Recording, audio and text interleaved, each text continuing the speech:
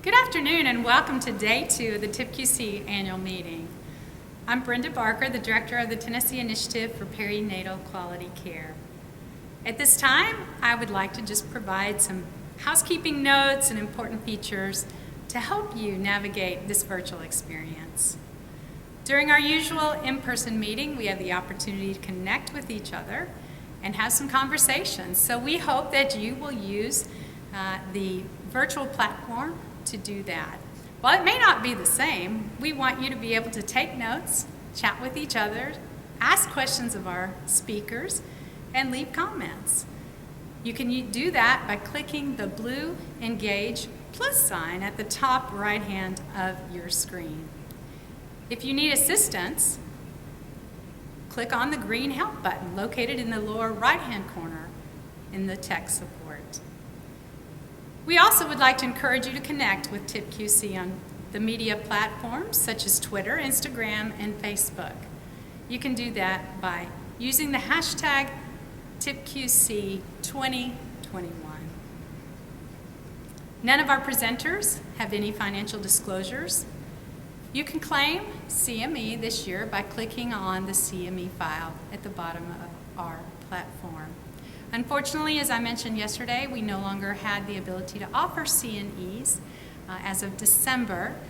We were very gracious for our CNE provider, but they were no longer able to provide those. Feel free to use half of your CNE credits through CMEs, and that information is available to you as well.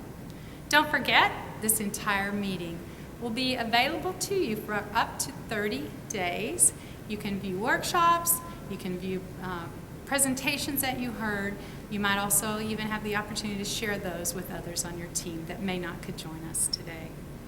We still want to thank our sponsors. We do hope that you'll go to their tiles, click on to learn more about all of our stakeholders and the important partnerships we have across the state as well as across the nation. So please, as you listen, go ahead and chat in your thoughts. Ask any questions using the blue Engage button at the top right hand of your screen. And again, welcome to day 2 of our TIPQC annual meeting. At this time, I'd like to introduce Dr. Jessica Young, the TIPQC Maternal Medical Director, who will introduce our speaker.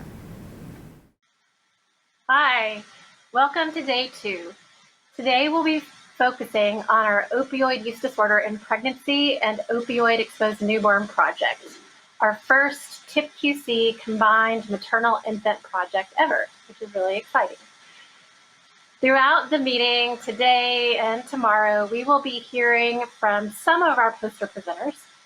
Be sure and visit all of our poster presentations by clicking on the poster presentations in the session. There are several more than we can feature during our session today, during these 3 days. I'd like to introduce Lori DeSantis from Vanderbilt University Medical Center for our next presentation.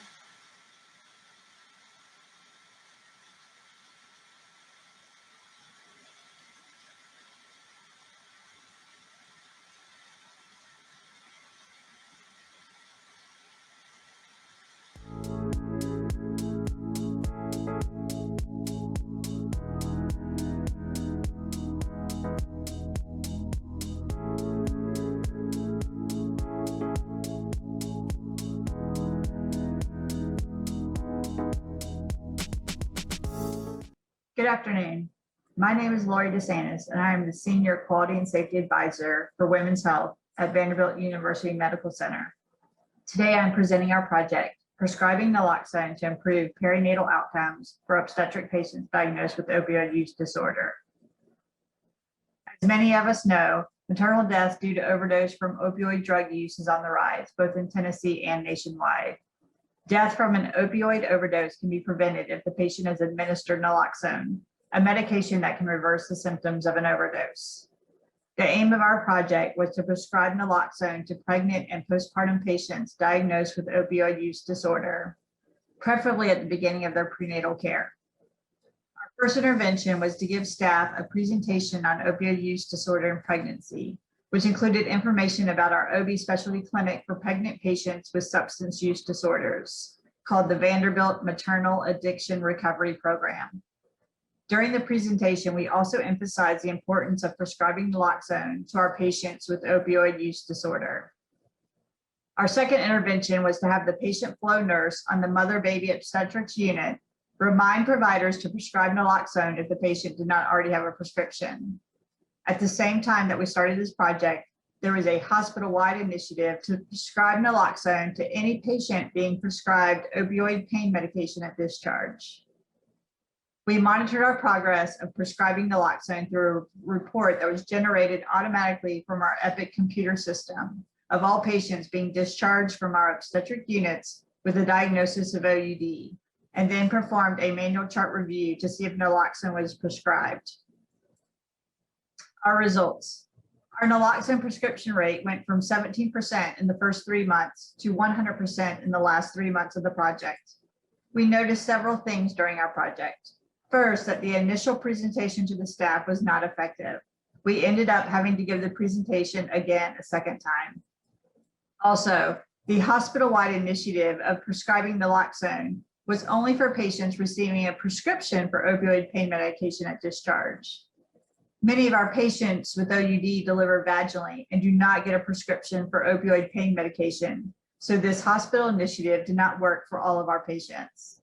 And lastly, we realized that asking the patient flow nurse to remind the provider to prescribe naloxone at discharge was not sustainable, as they are asked to do many different things for our various quality improvement initiatives. Our goal is to develop an alert within Epic to notify providers of the need for a naloxone prescription for any patient with a diagnosis of opioid use disorder. We also want to track perinatal outcomes for this population to see if maternal and neonatal morbidity and mortality has decreased. Thank you.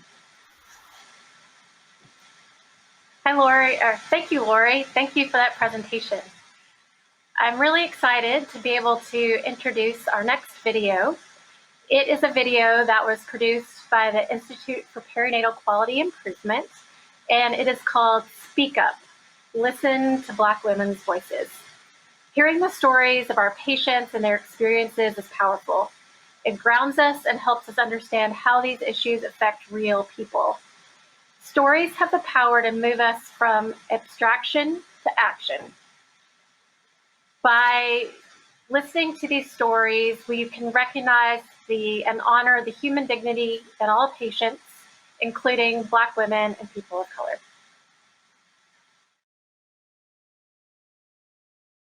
We did the Speak Up training virtually on 2 Tuesdays in a row. And I had 2 different incidents that happened in the interim that really kind of caught my attention, and I've wanted to share with the group at the end of the training. The first incident had happened actually the day before our first Speak Up meeting. So the meeting was on a Tuesday, and this had happened on a Monday. I am core faculty at a community OBGYN program, so I serve as the attending staff in a clinic, and I help 2 or 3 or 4 residents run their clinic through the afternoon. So what happens is the residents go and see the patient. They come and tell me what's going on.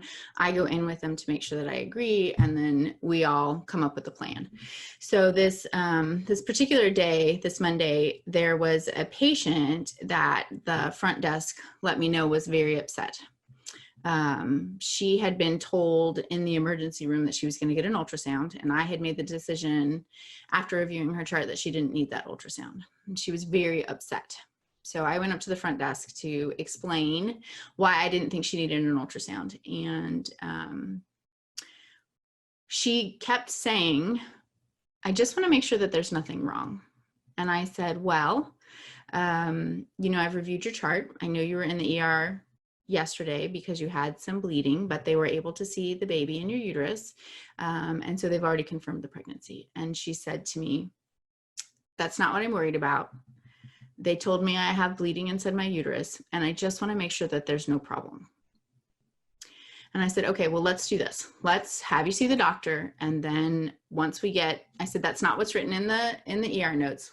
Let's have you see the doctor. And once we see you, then we'll decide if you need an ultrasound. So I let the resident know what had happened at the front desk, and she went in and saw the patient. She came out and talked to me. We pulled the images from the ER. I went back into the patient and said, hey, we're going to go ahead and ultrasound you. Thank you so much for telling us. Sorry for the confusion. And she kept saying every time I encountered her, she kept saying, I just want to make sure there's nothing wrong. I just want to make sure that I'm okay.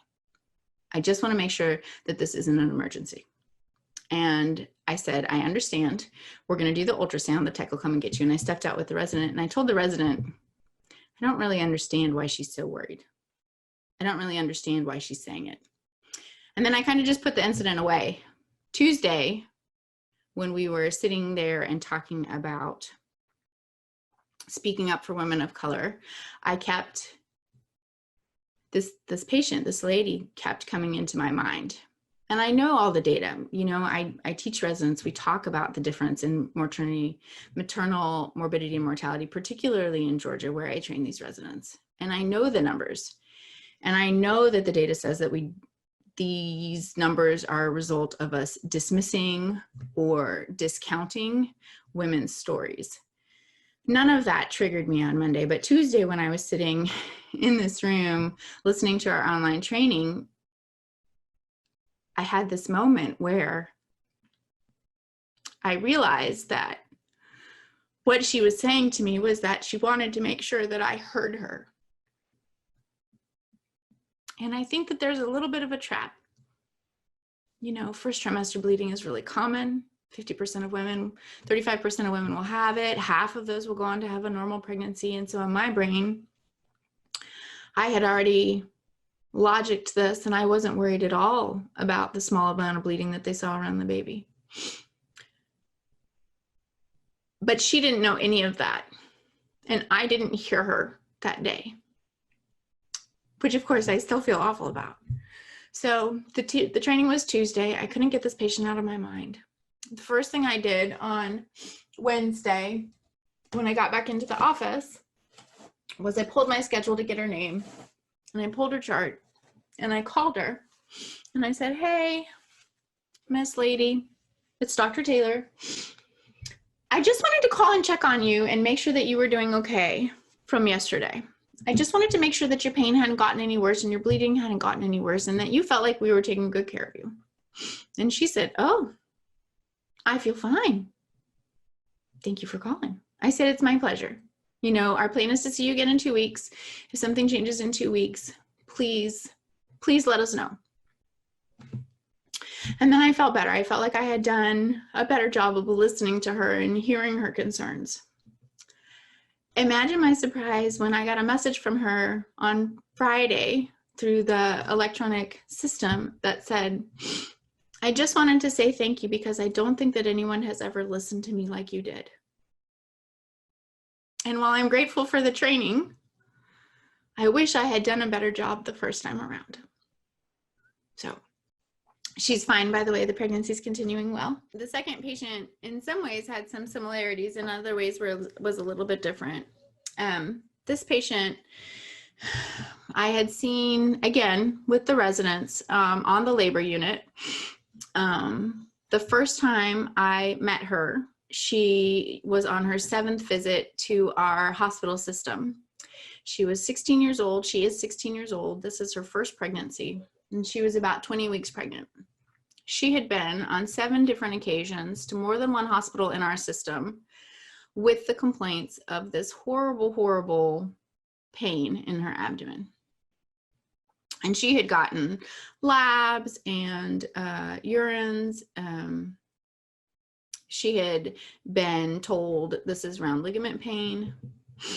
She had been sent home with pain medicine. She had seen her midwives in between these hospital visits, and she had still been told this was round ligament pain. So the first time I met her on a Thursday,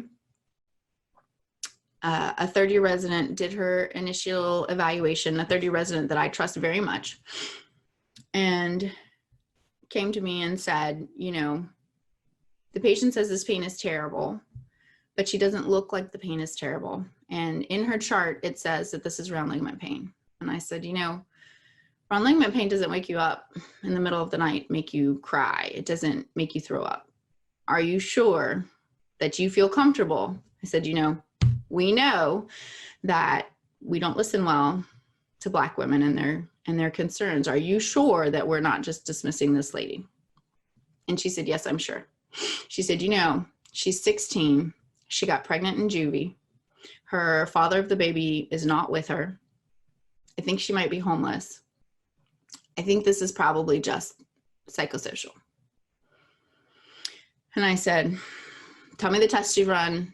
Tell me what you've done. She told me all the things. Everything was normal. I went in to meet the young lady, pushed on her belly. Everything was fine. I said, okay, do you feel comfortable going home? And she said, yes. And I said, I know they've talked to you about round ligament pain. What this usually is a pain when you move, and it's really sharp and it's really terrible. Does that sound like what you're having? And she said, well, does that hurt for 3 hours? And I said, no, you know, not typically. Talked to her about a support belt. She went home. So that was a Thursday. A week and a half later, so Tuesday, I did the first speak up training. And then that next Saturday, I was on call in the hospital. And when I came in the morning, she was back on our labor unit. This was her 8th visit now. And once again, there was a conversation between the team that was leaving and attending and 2 residents, and the team that was coming on, myself and 2 residents. And they said, you know, she says she's got this terrible pain. She looks really comfortable. We don't understand. And I said, okay, here's the deal. The data says we don't listen. I don't know what's going on. This isn't round ligament pain. If the blood work and the urine that you're doing today is normal, we're going to image her. She has bought herself all the workup I can do. Let's start with an ultrasound. And if the ultrasound isn't helpful, then we're going to CT her abdomen and pelvis, because I don't know what's going on, but something is going on. And that was about 8 o'clock when we changed shifts. About 9:30, I got a phone call from the nurse in triage who said, you know, this patient hasn't seen a resident since 4 a.m. and she is writhing in pain. I think somebody needs to come right now. And I said, okay, I'll send the resident. The resident will be there within 15 minutes. And I called the resident and I said, you need to go. You need to go lay hands on her right now. And she said, I just wanted to let you know that radiology just called and the patient has a completely torsed ovary. Ovarian torsion in pregnancy is uncommon and hadn't at all been on our differential. But this young lady was in the OR within 30 minutes so that we could untwist and hopefully save her ovary. And we untwisted it and it was fine. And she told me as she was waking up from surgery, she told me as she was going to sleep for surgery, she kept saying how grateful she was, you know, and you give them a little bit of medicine and they get a little silly. All she could say was, thank you for listening to me. No one has listened to me. And the whole OR team commented on how grateful she sounded. And she told me as soon as she woke up that the pain was completely gone. And her mom, who I called, said, I really don't feel like anyone's been taking care of her, and I just wanted to say thank you for listening.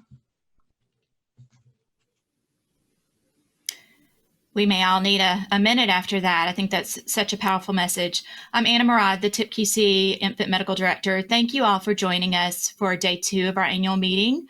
We have a great lineup again today. Let's hear from another poster presenter. Let me introduce Melissa Hill. She will be sharing on decreasing Clabsis on daily rounding on central lines in the NICU, and she's from Vanderbilt. I'm Melissa Hill, and I work at Vanderbilt Children's Hospital. I am one of the bedside nurses in our unit, and I am one of the unit's quality improvement analysts.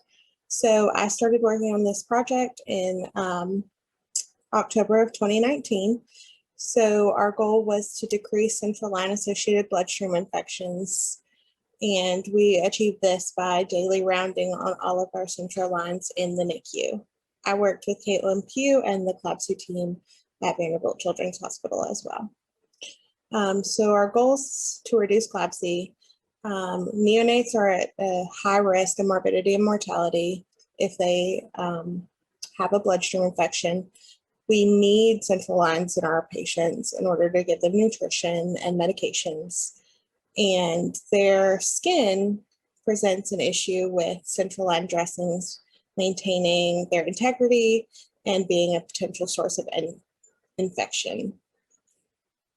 Therefore, after meeting with the Clabsi nurses at Cincinnati Children's Hospital and hearing what they did at their hospital, we decided to initiate a line watcher trial and see if we could decrease our Clabsi by increasing the awareness of the integrity of the line. So I collected initial data by doing weekly audits where I looked at each central line in the unit, and I was assisted by the other nurses on our quality team. We would look at the way the line was set up, if it was labeled appropriately, and if the dressing was intact. After analyzing the data, we realized that there was an issue, so we asked our neonatal vascular access team to round daily on all of our central lines, and we also created a report in Epic to assist them.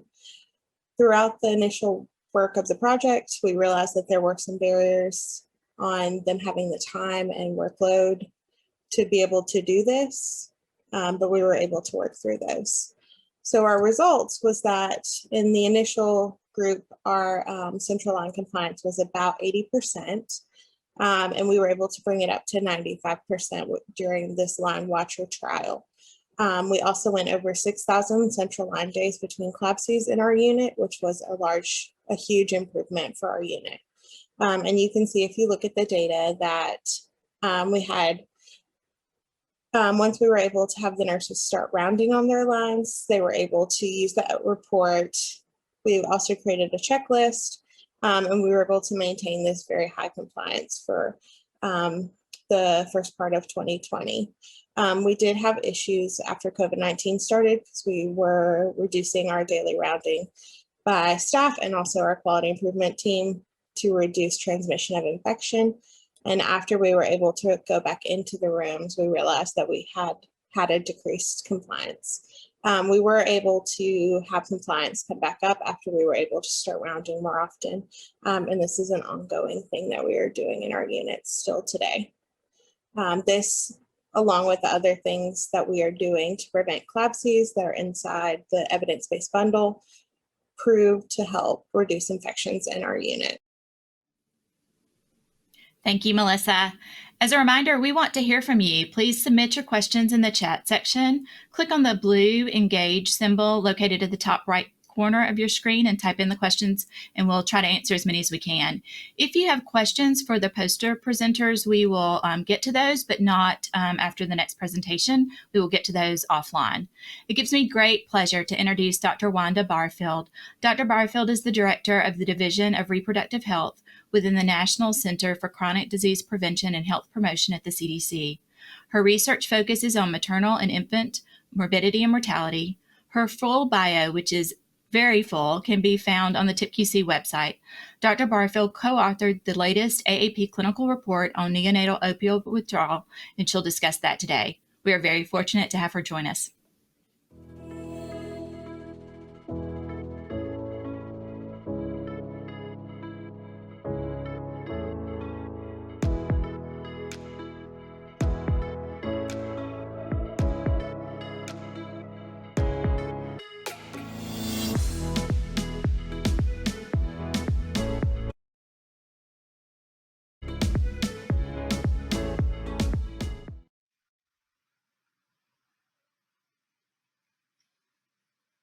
Hello, everyone. I'm Dr. Wanda Barfield, Director of CDC's Division of Reproductive Health, and I'm really happy to join you virtually for this annual TIPQC meeting. Next slide, please. I have nothing to disclose.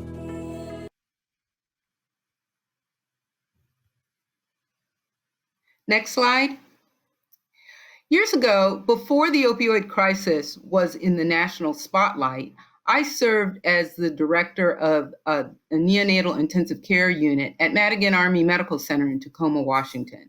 And while practicing the standard routine responsibilities of a neonatologist, I noticed I was spending more and more time counseling pregnant women who found themselves on relatively high doses of pain relievers for back pain or other injuries. And I would talk with these new mothers about the benefits and risks of prescription opioids, their risk of dependence and addiction, and the potential that their newborns might experience health problems like neonatal abstinence syndrome, or NAS. Now, today, the use and misuse of opioids is a recognized national crisis, and the Centers for Disease Control and Prevention is working to better understand opioid use, particularly with vulnerable populations, so that we can reduce misuse of opioids and address the devastating consequences on individuals and societies. I'd like to talk to you more today about NAS, the role that PQCs play in improving the care for women and infants affected by opioids. Next slide, please. So before we dive in, it's important to understand some key definitions. I want to note that opioid withdrawal syndrome in newborns has traditionally been called neonatal abstinence syndrome, or NAS.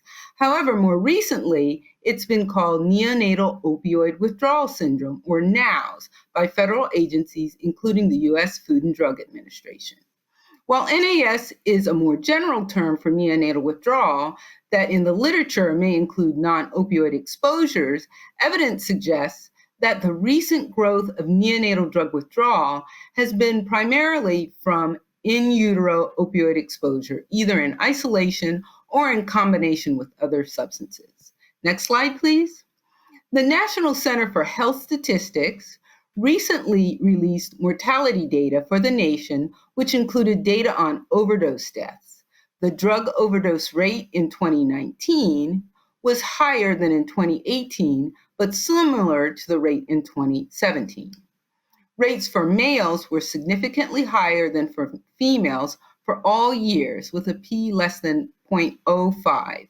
However, these rates are lower. They're still concerning, especially given the issues and risks for pregnant and postpartum women. Next slide, please. Along with the increase in opioid use, abuse, and dependence among pregnant women, there's been significant increase in the prevalence of NAS, most of which has been attributable to NOWS. NOWS is a drug withdrawal syndrome in newborns who have been exposed to substances in the womb prior to birth. And today, NOWS is most commonly attributed to opioid exposure during pregnancy. And this exposure can be from prescription pain medications such as Vicodin, OxyContin, Percocet, from illicit substances such as heroin, or from opioid maintenance therapy such as methadone or buprenorphine. And signs of NOWS are evidenced within 48 to 72 hours after birth and include tremors, seizures, excessive crying, poor feeding, vomiting, and loose stools, and temperature instability. A cross-sectional analysis that was recently published in January found that NAS and MOD rates increased substantially from 2010 to 2017. And the national estimate rate of NAS was 7.3 per 1,000 birth hospitalizations, and the rate of MOD was 8.2 per 1,000 delivery hospitalizations in 2017. Larger increases in MOD rates than in NAS rates occurred with the transition to ICD-10, which included additional codes for long-term and unspecified opioid use. Definitional differences notwithstanding, this increase still indicates concerns about both NAS and MOD since 2000. Next slide, please. This analysis also found notable state-level variation.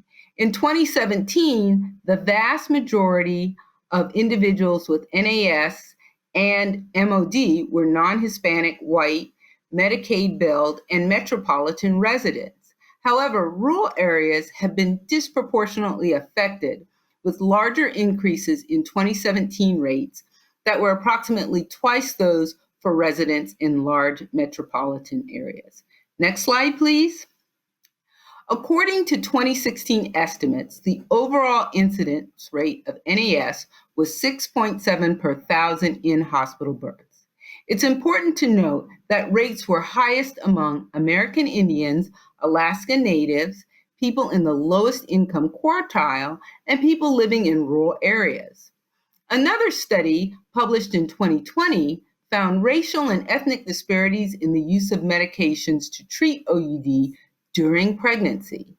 Amongst women with OUD who delivered a live infant, Black and Hispanic women with OUD were significantly less likely to use any medication for treatment and were less likely to consistently use medication for treatment during pregnancy compared with white women with OUD. The authors hypothesized that factors associated with avoiding the use of medication to treat OUD could include a woman's desire to minimize medication exposure to the fetus and avoid the risk of neonatal withdrawal, shame, and stigma because of their drug use, and fear for being reported to Child Protective Services. We know that the opioid epidemic has affected mostly white families, but it's important to note that the problem of substance use and mental health has plagued minority communities for years. What we're learning, what we need to understand is, what are we learning this time around? Perhaps a kinder, gentler approach as compared to the crack cocaine epidemic in the 90s. At that time, the stigma weighed heavily on mothers, but now we understand the need to not stigmatize. In addition, AAP has also decided to revise its guidance with the lens to the mother-infant dyad, and it's important to deliver evidence-based standardized care that takes these factors into account to ensure equity. Next slide. As many of you know, in November, the new AAP Clinical Report was published to serve as a companion to the 2012 report. This new report gives pediatric providers more information and tools to improve the care of infants with NOWS. This report describes the clinical presentation of NOWS, noting timing and onset, how opioid exposure can originate from prescription pain medications, illicit substances, or medications for opioid use disorder. Assessment of NOWS is discussed with consideration of maternal and neonatal screening and testing, and old and new neonatal scoring systems, including the challenges of objectivity and inter-rater reliability. This report also provides a broader approach to treatment based on new evidence, including non-pharmacologic and pharmacologic interventions. And it discusses considerations for discharge, such as incorporating transition to home process that considers the mother-infant dyad and longer-term follow-up and support. Next slide. So there's a lot to consider when it comes to treating neonatal opioid withdrawal syndrome. Here are some key recommendations from the AAP report. And I'd just like to note that this report is clinical guidance for pediatricians. Pregnant women should be screened by their healthcare provider as well. So there's information on antenatal counseling and screening. So ideally, pregnant women with OUD or OAT should receive antenatal counseling by a pediatric healthcare provider to assess the length of opioid maintenance therapy, use of other opioids, illicit substances, alcohol or tobacco, as well as the risks for other conditions, including infectious diseases and social conditions. Hospitals should use a standardized maternal verbal screen or maternal history augmented with toxicology screening when needed. And multiple modalities of testing should be considered, including urine toxicology of mother and infant, meconium, and umbilical cord. And testing of the infant may not be required if a pregnant woman is being treated with regular toxicology screening. Next slide. All opioid-exposed infants should be observed for development of withdrawal. And so infants exposed to immediate released opioids should be observed for at least 3 days. Infants exposed to buprenorphine and sustained release opioids should be observed for 4 to 7 days, and infants exposed to methadone should be observed for 5 to 7 days. And with regard to diagnosis, for all infants suspected with intrauterine opioid exposure, a standardized assessment approach should be used to measure the presence and severity of withdrawal symptoms, as well as the response to treatment. Comorbidities should also be considered, including infectious and neurologic. And if there's no clear in utero exposure that's identified, now should be a diagnosis of exclusion. Next slide, please. With respect to treatment, all hospitals should have a written protocol for initiating non-pharmacologic and pharmacologic treatment of an opioid-exposed infant. Non-pharmacologic intervention should be used first, and this should begin with rooming in and should include breastfeeding when appropriate. And pharmacologic therapy should be considered for severe opioid withdrawal despite non-pharmacologic interventions. So infants who require pharmacologic treatment need closer monitoring. And recent data suggests that longer half-life opioids, such as buprenorphine and methadone, may reduce the length of treatment. Paregoric and dilutional tincture of opium or DTO should not be used. And if a second agent is needed, the use of clonidine should be considered over phenobarbital. Naloxone should never be used in the treatment of a chronically opioid-exposed infant. Next slide. The last component, which we will focus on, is quality improvement. So the development of quality metrics as part of the hospital, state, and regional quality improvement has been shown to reduce infant length of stay, hospital costs, and increase maternal-infant bonding. And at discharge, infants should be discharged to home on pharmacotherapy, but that should be avoided and should only occur if there's a structured, closed outpatient follow-up plan. A discharge checklist should be completed that should ensure the following, as you can read, and outpatient pharmacotherapy for NOWs should be avoided unless it's part of a comprehensive program. Next slide. Our other considerations are that despite improvements in the identification, assessment, and treatment of NOWs, substantial knowledge gaps remain. Pediatric providers can really assist in understanding the impact of the opioid epidemic on newborns by providing consistent diagnoses and quality treatment, with an effort to reduce the amount and the length of pharmacologic exposure on newborns postpartum. And pediatricians also have an important role in improving outpatient and improving our understanding of the long-term sequelae of NOWs and improving diagnostic approaches and treatment, as well as supporting mothers and families affected by opioids. So next slide, please. Neonatal abstinence syndrome reflects the downstream implications of a complex public health crisis. So in order to prevent NOWs, pregnant women and men of reproductive age, and the community that they live in need effective prevention, treatment, as well as services. Next slide. Within the Division of Reproductive Health, we've aligned our work with the overall CDC opioid framework. And DRH, with support from the National Center of Injury Prevention and Control, funds activities that align with the surveillance and research, building state and local capacity, and supporting providers and health systems and payer spokes. So the following slides will demonstrate the types of activities that are being funded by CDC and implemented in states. And following my overview, we'll highlight specific states and have some of their exciting activities to address this important population. Next slide. So CDC has expanded its Pregnancy Risk Assessment Monitoring System, or PRAMS, to identify sociodemographic and behavioral risks associated with opioid use and misuse around the time of pregnancy.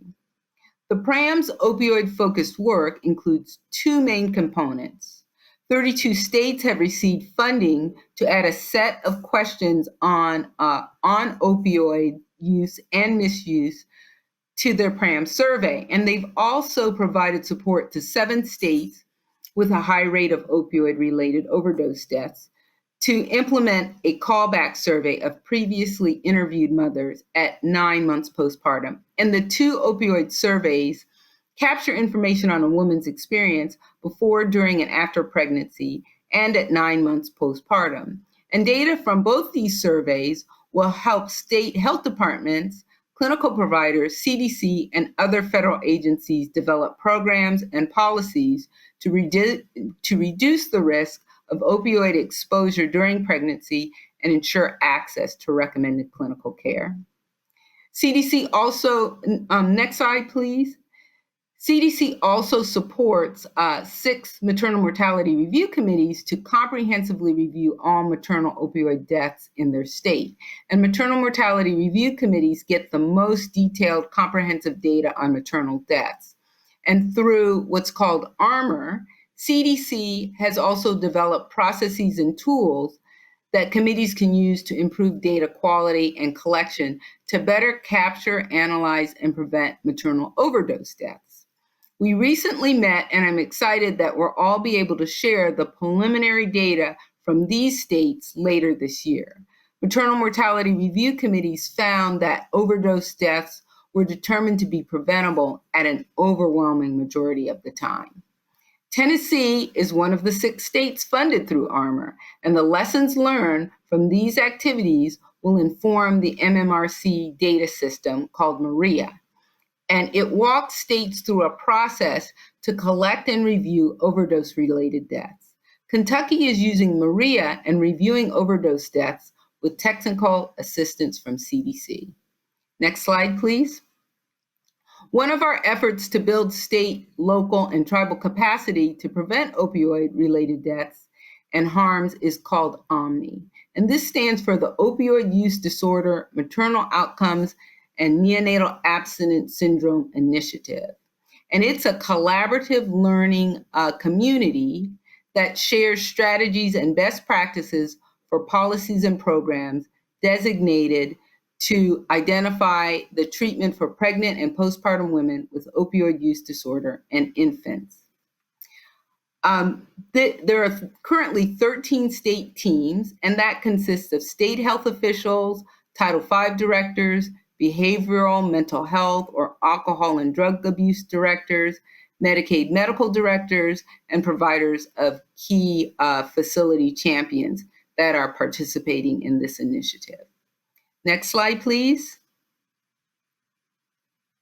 So DRH is also currently collaborating with the American Academy of Pediatrics on the Maternal Infant Health and Opioid Use Project, and this aims to improve the quality of care of infants exposed to opioids prenatally or diagnosed with NOWs, and of pregnant and parenting women with opioid use disorder. And this project develops and promotes educational tools and resources that support the patient and the family-centered care framework, including linkages to services for infants with prenatal opioid exposure, as well as linkages to care and treatment for women of reproductive age with opioid use disorder, as well as addressing the negative social attitudes and stigma toward pregnant and postpartum women.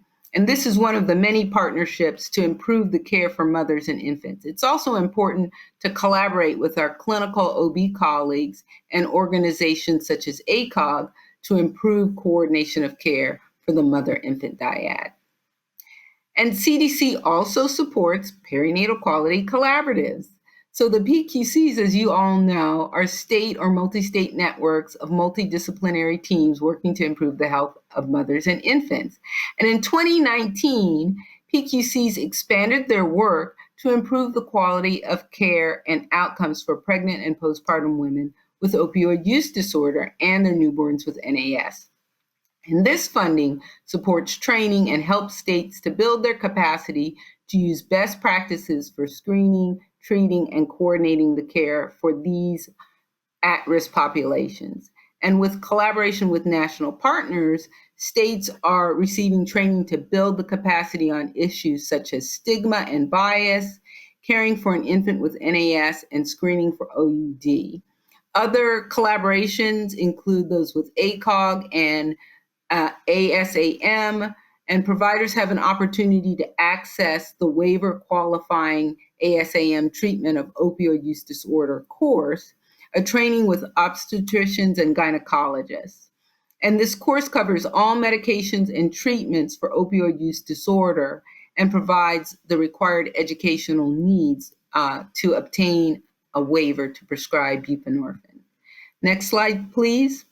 CDC also funds 13 PQCs, which are the state-based initiatives that aim to improve the quality of care that mothers and their babies receive, as well as the national network of PQCs to expand the reach of lessons learned at a national scale. And although Tennessee is not one of the CDC-funded PQCs, we know that we would benefit from your participation with the national network of PQCs, because the PQCs play a critical and unique role, and they're on the ground and able to really act in terms of change at the facility level and the local level. But you can also scale up improvement statewide and engage in a large network of stakeholders, and you have the power to change the culture of care. So 12 PQCs have received funding for opioid-specific activities, and they're highlighted here, and their focus includes improving clinical provider training for screening of OUD, stigma, trauma-informed care, identification and management of opioid-exposed neonates, and medication-assisted treatment for pregnant and postpartum women with OUD. They also improved the standardization of care for pregnant and postpartum women with OUD and their opioid-exposed newborns through hospital protocol implementation, and also through improving the screening and linkage of evidence-based care and resources. Next slide. So I'd like to share a few examples of the opioid-related work that PQCs are doing. And one of the organizations is the Perinatal Neonatal Quality Improvement Network of Massachusetts, or Massachusetts PINQUIN, and they developed a toolkit for maternal health providers offering guidance on the medical, psychological, and social needs of pregnant women with opioid use disorders. And it addresses the use of medication-assisted treatment coordination and the coordination of that care with substance use treatment providers and opioid-exposed newborn assessment and treatment. And so far, 37 of the state's 44 maternity hospitals are participating in this initiative. And Massachusetts has also been successful with implementing the ESC Now's Care tool. And this approach emphasizes implementing non-pharmacologic care as the first line of treatment for NOWs, including a low stimulation environment, clustered care, and breastfeeding. And they've seen notable sustained improvement in NOWs hospitalization outcomes, specifically a decrease in pharmacotherapy and length of stay, without an increase in short-term adverse events. And the Illinois Perinatal Quality Collaborative, or ILPQC, has engaged in clinical teams in all 107 of their birthing hospitals to implement system changes such as the implementation of screening treatment algorithms, checklists, local resource mappings, and with the emphasis on the clinical culture change, ILPQC is using OB provider education debriefs of OUD cases to identify missed opportunities to improve care and regular data reviews to reduce the risk and improve outcomes for every pregnant woman with OUD. And then, in an effort to tackle the shortage of providers treating women with OUD in pregnancy, the Mississippi Perinatal Quality Care Collaborative has arranged for the University of Mississippi Medical Center to have buprenorphine waiver incorporated into their maternal fetal medicine fellowship. And here in Tennessee, PQCs have made significant progress in perinatal quality improvement. And I've listed some of the activities here in Tennessee, and this work, along with the projects in development around hypertension, postpartum birth warnings, and racial disparities, are so important to improving the care for mothers and babies. So I would like to just thank you for your time and attention today, and find out if there are any questions that you have. Thank you, Dr. Barfield. That was really a very nice presentation. As a reminder, we're ready for questions now. Please click the blue engage symbol and type in your question, and we'll answer as many as we can before time runs out. So Dr. Barfield, you mentioned the drug overdose rate in 2019 was higher than 2018. I suspect that COVID-19, we may continue to see that pattern. Do you have any insights on what the pandemic trend is currently, or what you think it may be? Yes, so we know currently, and sorry, it's pandemic time and I'm in a sunroom and the sun keeps shifting, so I have to move a little bit. But we do understand, just as we're looking at, what's going on with regard to adults in our country as well as children, that we are having increasing concerns about opioid overdose deaths. And there isn't any reason to believe that we might also see similar patterns in terms of the reflection. Again, as I presented in the beginning of the presentation, we talked about, adults in general, adults of reproductive age, women of reproductive age, and pregnant women all sort of falling victim to this epidemic. And so the pandemic, in terms of COVID-19, has certainly complicated many of the issues that we're seeing. As a follow-up to that question, how or what have you noticed with the post-discharge care for infants related to the pandemic, specifically for infants who are being treated or who are opioid exposed?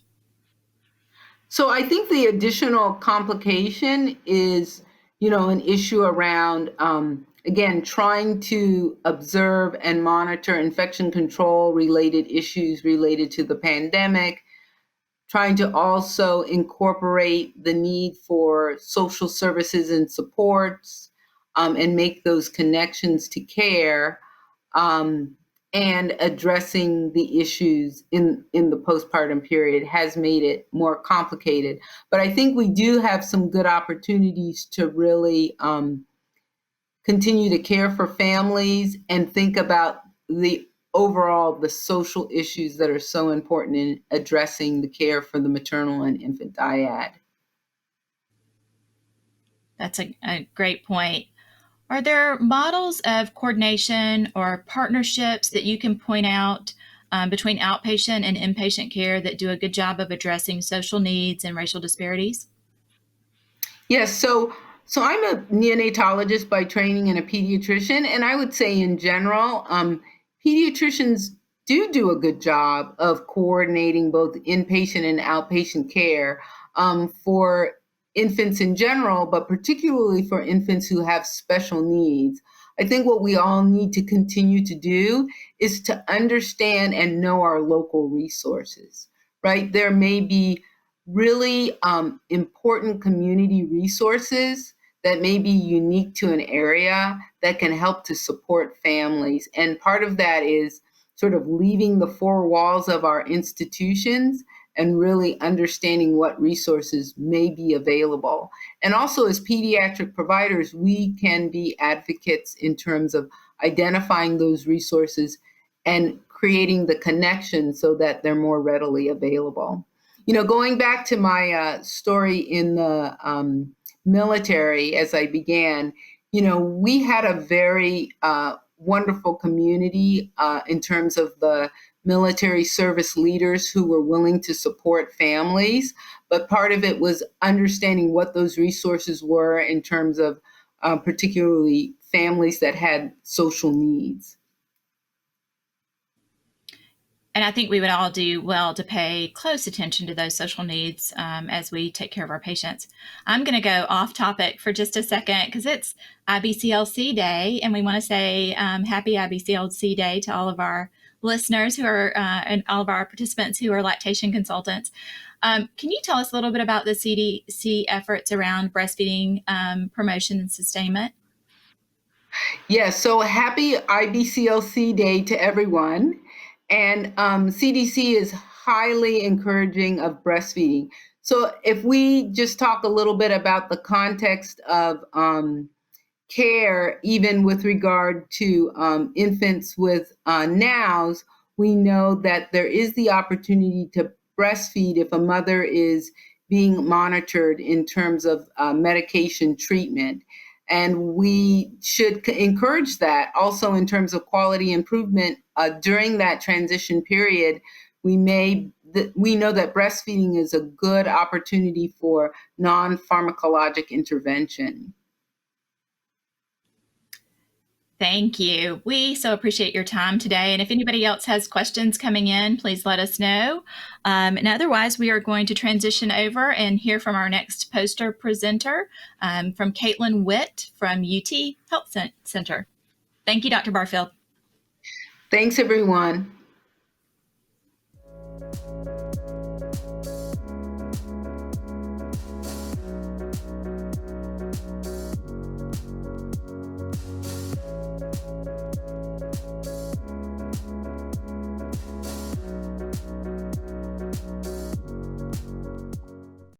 Hi, my name is Caitlin Witt, and I'm going to be presenting today evaluating outcomes in low-risk nulliparous women who underwent labor induction versus expectant management, a single institution experience. And this was done at the University of Tennessee Health Science Center in Memphis, Tennessee at Regional One Health.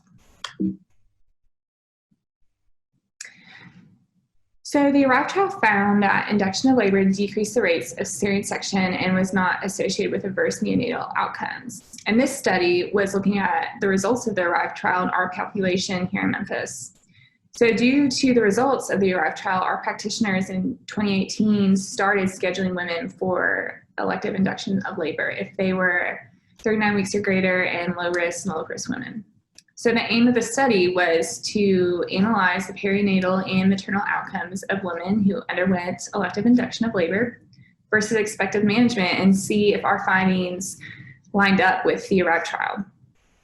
This study was a retrospective observational study that investigated the outcomes of 188 low-risk nulliparous women who either underwent labor induction or spontaneous labor at Regional One Health. Our population who underwent labor induction was 66 women, and then spontaneous labor was 122 women.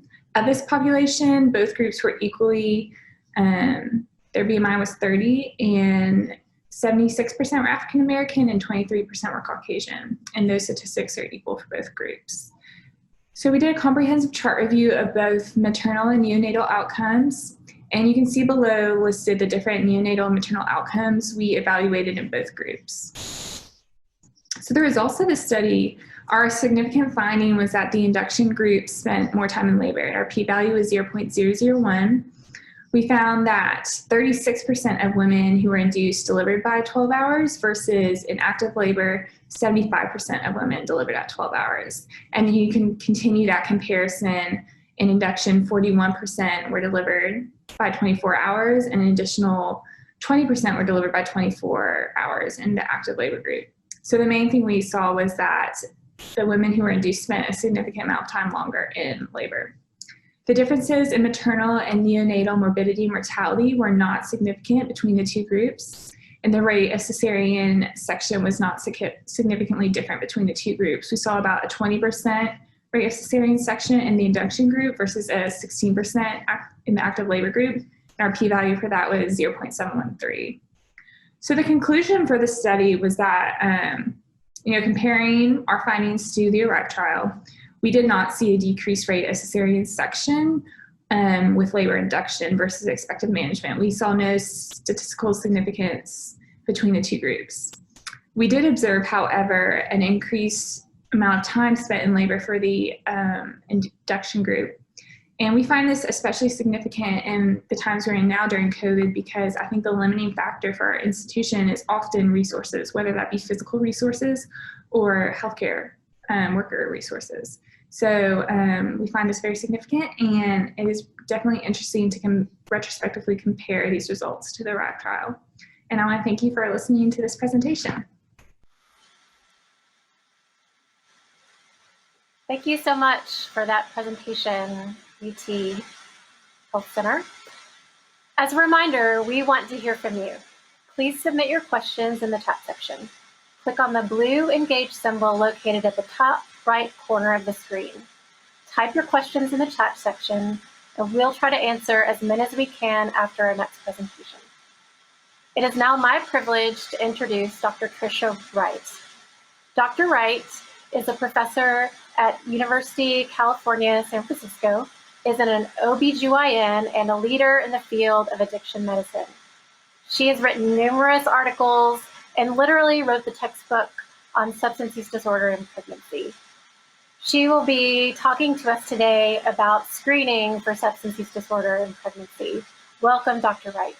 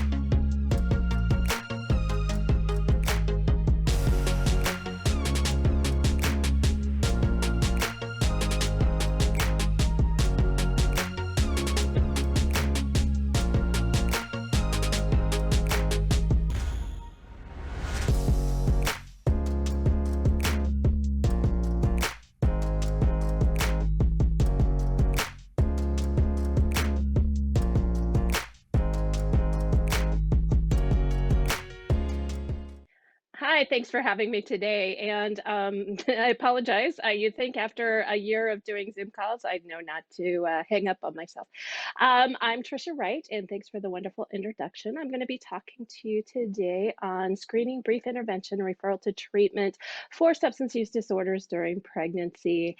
I recently moved, actually it's been a year and a half now, but with COVID, it feels like such a short period of time that I moved to California from the University of Hawaii, and really understanding the importance of system change with regards to screening and all of the things that we do as obstetrician gynecologists. So next slide. My disclosures, I do receive consulting income from McKesson, not relating to the content of this talk. And I receive royalties from our book, Opioid Use Disorders in Pregnancy, that was mentioned. Next slide. The objectives of this talk are really to realize the importance of screening all persons of childbearing age for substance use, incorporating validated screening tools into clinic visits, and really understanding why a validated screening tool is much more helpful and much less fraught with social and legal difficulties than a urine toxicology. And then really identify motivational interviewing techniques so that a positive screen doesn't throw your entire office schedule into disarray. Next slide. So why bother? Why bother talking about substance use? There's lots of reasons not to talk about it. We don't have time. There's too many other things to do in a short clinic visit, so many mandated things when we're talking about all of our screenings and all of our genetic testing and things like that. People don't know how to ask. You know, that's not taught in medical schools and residencies, and it's something that we're working on to really to teach practitioners early on. Practitioners feel it's not my job. They're not trained as a therapist or a counselor. And then there's really no one to refer to in their community. So if their, you know, community is very small and there's no treatment centers, then why ask? Because then you don't have any intervention to do. Fears for lack of reimbursement. There's so many other things that we need to do again. And this is a common one, and actually I got that when I first moved here, you know, oh, there's patients in our clinic, they don't have substance use disorder. And I'm always rolling my eyes at this because there's no community and there's no, you know, population that's immune from substance use disorder. It's just that poor communities and communities of color are more often to be prosecuted and have adverse outcomes. And then this fear that patients won't change anyway. So, you know, why do that? You know, why even bring up this if they're not going to change? Next slide. There's a feeling, you know, they all lie to me, my patients, and there's really good reasons that patients lie. There's a fear of stigma or judgment, previous bad experience with a healthcare provider, fear of child protective services, and you know, patients don't feel consider their use problematic, especially if they were using prior to pregnancy and then stopped, or you know, they have light alcohol use and feel that it's not a problem. Next slide. So some of the things we can do is really work on minimizing stigma around substance use disorders. So substance use disorders, there's a lot of really good studies that showed that they're actually one of the most stigmatized, if not the stigmatized medical condition. And pregnant women are even more stigmatized. So we really need to focus on the media and getting rid of terms such as crack babies and opioids tiniest victims, because those really serve to promote the stigma. And we really need to talk about that babies aren't born addicted. So they're physically dependent on a substance, but if you look at the definition of addiction from ASAM, it really implies you know, a compulsive use to cite adverse consequences. And so by definition, babies can't be born addicted. We can really focus on a person first language, and I'll talk about that, you know, why that's important, and using DSM-5 terminology. All of us in the field now, every time we hear the term substance abuse, we like cringe, and that's with a good reason, because you know, we really should be focusing on substance use disorders, and I'll talk about that reason. Next slide. So just really remember when we're focusing on stigma, this is a slide from the NoFast website, which really brings home the point that no woman drinks because she wants to hurt her baby. No one uses drugs during pregnancy because they want to hurt their baby. They have a substance use disorder and are suffering from the consequences of that. And we really, by providing compassionate care and non-judgmental language, we can really help to engage these people in care and ameliorate the bad outcomes. So next slide. This is a duplicate. Next slide. Some of the things we can talk about is really changing the language of addiction. So really not using the terms addict, junkie, abuser, things like that. And when we're talking about urine toxicology, you know, talk about a negative or positive test, not whether the urine is clean or dirty. And really using person first language is so important. So it's a person with an addiction. It's a person with a substance use disorder, an opioid use disorder. Next slide. One of the studies that really pointed out the importance of minimizing stigmas is a study done in 2010 where they looked at providers of substance use disorder counseling. So these are addiction counselors, graduate level, and they presented them with scenarios. And with half the scenarios that were identical in other ways, half of them, they said they were a person with a substance use disorder, and half said they were an addict. The scenarios that were exactly the same, the people judged the people in the scenarios much more harshly and much more deserving of punishment if they were labeled as an addict or a substance abuser. So really, focusing on that language is so important, even in people that seem to, should know better. Next slide.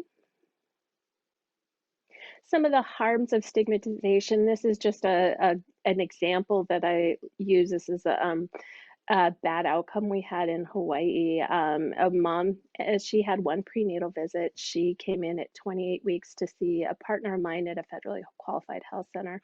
She, at that point, had a history of meth-induced cardiomyopathy, had a ejection fraction of 10%. So her heart was functioning very, very poorly. She was, my partner strongly counseled her. She needs to go to the hospital right away. She needs to get really optimized for pregnancy. And she refused. She says, I'm not going to the hospital. They're all so mean to me there. And then, so at 32 weeks, when she had an MI during pregnancy, came in cardiac arrest, had a emergency C-section. Her partner, the whole time doing CPR, came in, had an emergency C-section in the emergency room, and perimortem, and they got return of systemic circulation, but then she ended up on life support for a week afterwards and ended up being withdrawn a week afterwards. And same happened to the baby. So we lost 2 lives because of stigmatization, and really focusing on why our language matters and the way we treat patients really matters. Next slide. So another reason, if we think that substance use disorders aren't in our population, we can really see that based on nationwide surveys, substance use problems are very common. So among pregnancy, smoking, it happens at 11%. Drinking, including binge and heavy drinking, which are the most harmful as causing fetal alcohol spectrum disorders, is about 3%, and any current drinking is about 10%. Illicit drugs at about 5.4%. So if you think of it, the most common things in pregnancy are smoking and alcohol combined, and those are the most harmful. But if you're only focusing on urine toxicology, you're picking up only recent illicit drug use and not focusing on the things that are the most harmful. Next slide. If you compare this to the things we frequently screen for in pregnancy, cystic fibrosis in a 1 in 2,500 risk, anemia 2.4%, gestational diabetes 2 to 10%. Preeclampsia, the whole reason why we have prenatal care, the structure the way we do, is to detect preeclampsia, which happens in about 2 to 8% of pregnancies. And I would argue that substance use disorders are as common, if not more common. And then postpartum depression, which is actually a really good model for screening programs that can be implemented in prenatal care and postpartum care, is about 10 to 15%. So next slide. So what exactly is SBIRT? So SBIRT stands for Screening, Brief Intervention, Referral to Treatment. It's a comprehensive, integrated public health approach to the delivery of early intervention and treatment services for persons with substance use disorder, as well as those who are at risk for developing these disorders. And this is the SAMHSA definition as well. And SBIRT can be used for any behavioral intervention, as as I mentioned, for postpartum depression, for motivational interviewing techniques can be used for compliance with medications for diabetes and dietary changes. And so it's a treatment process for any health behavioral change, and it's can be very effective and very empowering for the provider. Next slide. Just to kind of reiterate what each of these terms mean. So screening is to quickly assess the severity of substance use and identify the appropriate level of treatment. So this is so if you think of a screening test versus a diagnostic test, your screening is you're putting out a wide net to see who all is at risk for the disorder, and then followed up with an assessment. And this is more of your diagnostic test. And so, if you compare it to a pap smear where you're doing a screening test, and then diagnostic test is the colposcopy. So you have your screening and your assessment. The most effective and what ACOG recommends is a patient-administered instrument, and then followed with provider questions. So some provide some options later on, but just a brief explanation what the difference is. So if you did so for alcohol use disorder, if you did like an audit 3, which just kind of, or a NIDA quick screen, have you used alcohol in the last 6 months, followed by the whole audit 10, which would really help you diagnose who is at more risk for risky alcohol use or an alcohol use disorder. So you follow that with a brief intervention. And the whole goal of a brief intervention is to increase insight and awareness of substance use and motivation towards behavioral change. It's really brief. So if you're worried about your 10-minute OB visit, or hopefully you're having more than that for initial OB, but it takes about 3 minutes. And it's really based on motivational interviewing processes and a theory that I'll explain later. And then if you assess the patient and do the brief intervention, you can do referral and treatment and that's to provide people that are identified as needing more treatment with access to specialty care. And this is, I think the previous speaker talked about knowing your systems of care, and this is where it's very important, is to really, as obstetricians, know what systems are available, what resources are available. Next slide. So the SBIRT process should be done at a minimum at annual exams, and this can be very this can be very helpful to really help prevent substance exposed pregnancies, especially if majority of women, 50%, have unplanned pregnancies, and we get the women who come in all the time who say they've been drinking prior to pregnancy and until they really knew they were pregnant. So if you're doing this assessment and the screening at annual exams, you can also help prevent risky alcohol use from developing into an alcohol use disorder. During COVID, the incidence of binge drinking has increased dramatically, especially among women, and women are using alcohol to really cope with the challenges of the pandemic, including educating their children at home and continuing to work. Also at new OB visits, and this is it is traditionally done there, but not very well. And this is where I'm trying to change our culture to be more of one that we do this screening routinely. And then also, just like with depression screening, I think it should be repeated through the pregnancy at various intervals. as the patient develops more trust in the provider, I think it can be helpful. Just like with domestic violence screening, they might not disclose their use right away, but if you've developed a relationship with the provider and know that, and they trust and know that you're not going to judge them, they may disclose their use later. And then if they do have identified problems, really following up at subsequent visits. Next slide. So the process, this is the pyramid we developed for our SBIRT article. And it's really, everyone gets universal screening as seen on the left. And what you're doing is stratifying people into the pyramid. You see the top of the pyramid, the top 4 to 5% are those that really have a substance use disorder.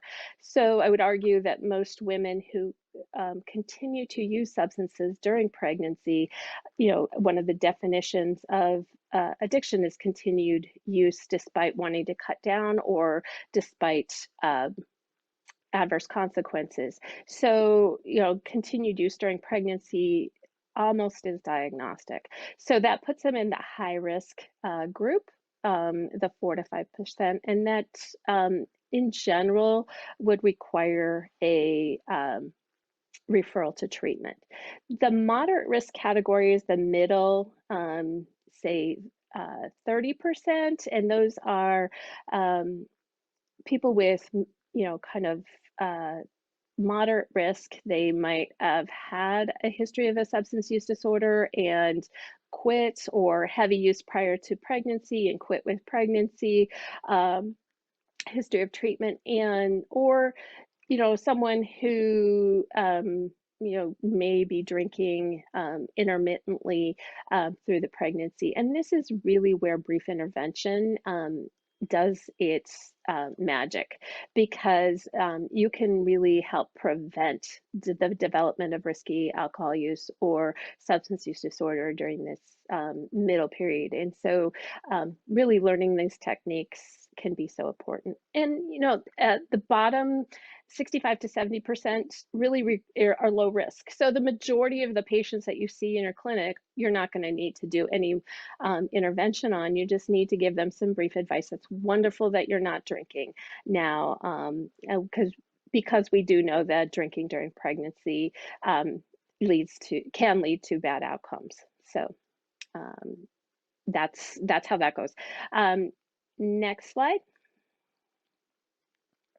So what you can expect after the screening, only a small proportion will need of the brief interventions. And the goal of the brief intervention is not to cure the patient of the problem. That'd be wonderful. We had this magic wand that could just fix patients. But really what you're trying to do is instill some level of an awareness and possible referral to specialized treatment if necessary. Next slide.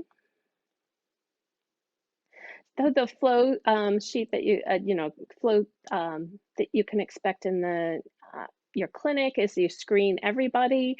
If they screen negative, just continue with their appointment. Otherwise, go to the other 100 things on your checklist. But if they screen positive, go ahead and do a brief intervention. It doesn't take very long. If you assess them and feel that they need further treatment, showing that you care and that you know the resources, and go ahead and refer at that point. And then really important for no matter what you do is to follow up. And that's the beauty of prenatal care, is it's longitudinal and you're seeing patients often, so it can be repeated as necessary. Next slide. So how do we screen? And this is the $10,000 question. Yes, I'm dating myself, but because I get asked, why don't you recommend a urine toxicology? Why do you recommend a verbal screening? Next slide.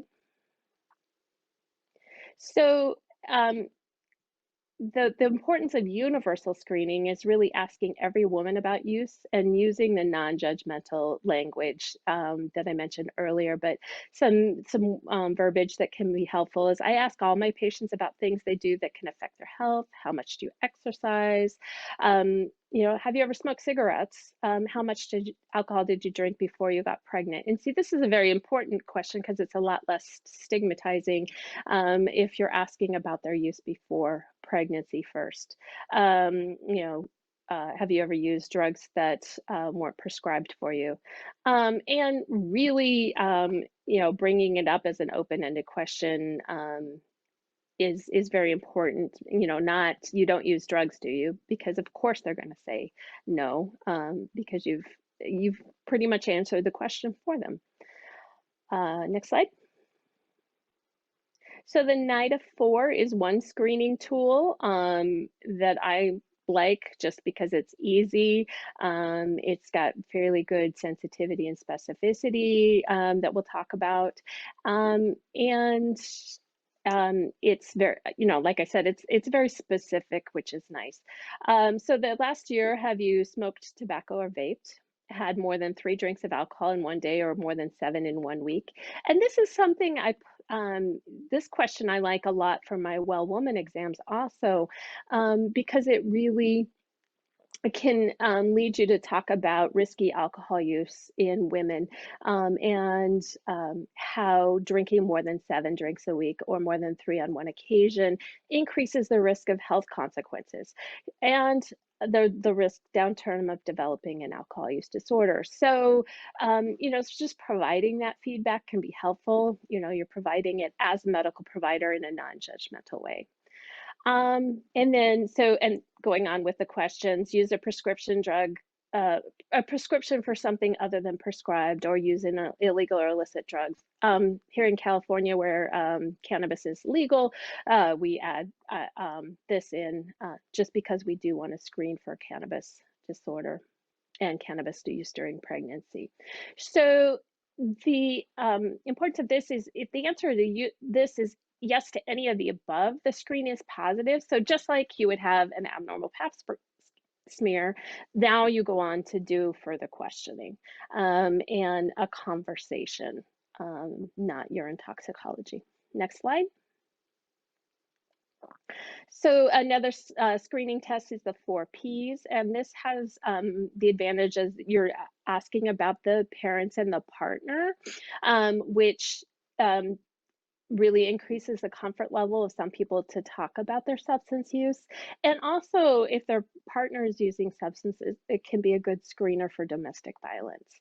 And I've found this on more than one occasion that a patient comes in and discloses you know, that the partner has an alcohol problem, and then, you know, we're able to counsel her appropriately and get appropriate help for both of them. And then also ask about past and then the pregnancy. Next slide. So screening versus testing, I've talked about this throughout, but one of the things about testing is, you know, you can test various biological options and frequency. The most common is urine toxicology on mom, can also be done on baby, you know, meconium, hair, etc. In some of the difficulties with that is false positives are not infrequent, especially if you're not doing a confirmatory testing. So the confirmatory testing, it's usually a much longer process. Even in our lab that can do it pretty quickly, it's usually 2 to 3 days. When I lived in Hawaii, we had to send them to the mainland. So you don't get the results back right away. So you most of the time the decisions are being made on a preliminary test, which is fraught with false positives and also false negatives. So if they haven't used in the last 3 days, their test is going to be negative, and it's not diagnostic of a substance use disorder. It's really hard to get qualitative data, trauma and triggers related to testing, used as a form of policing families, and it can be really fraught from a racial and social justice lens to do urine toxicology. It only diagnoses recent use, is not diagnostic for a substance use disorder or ability to parent. So just because they have a positive test doesn't mean that they'll be a poor parent.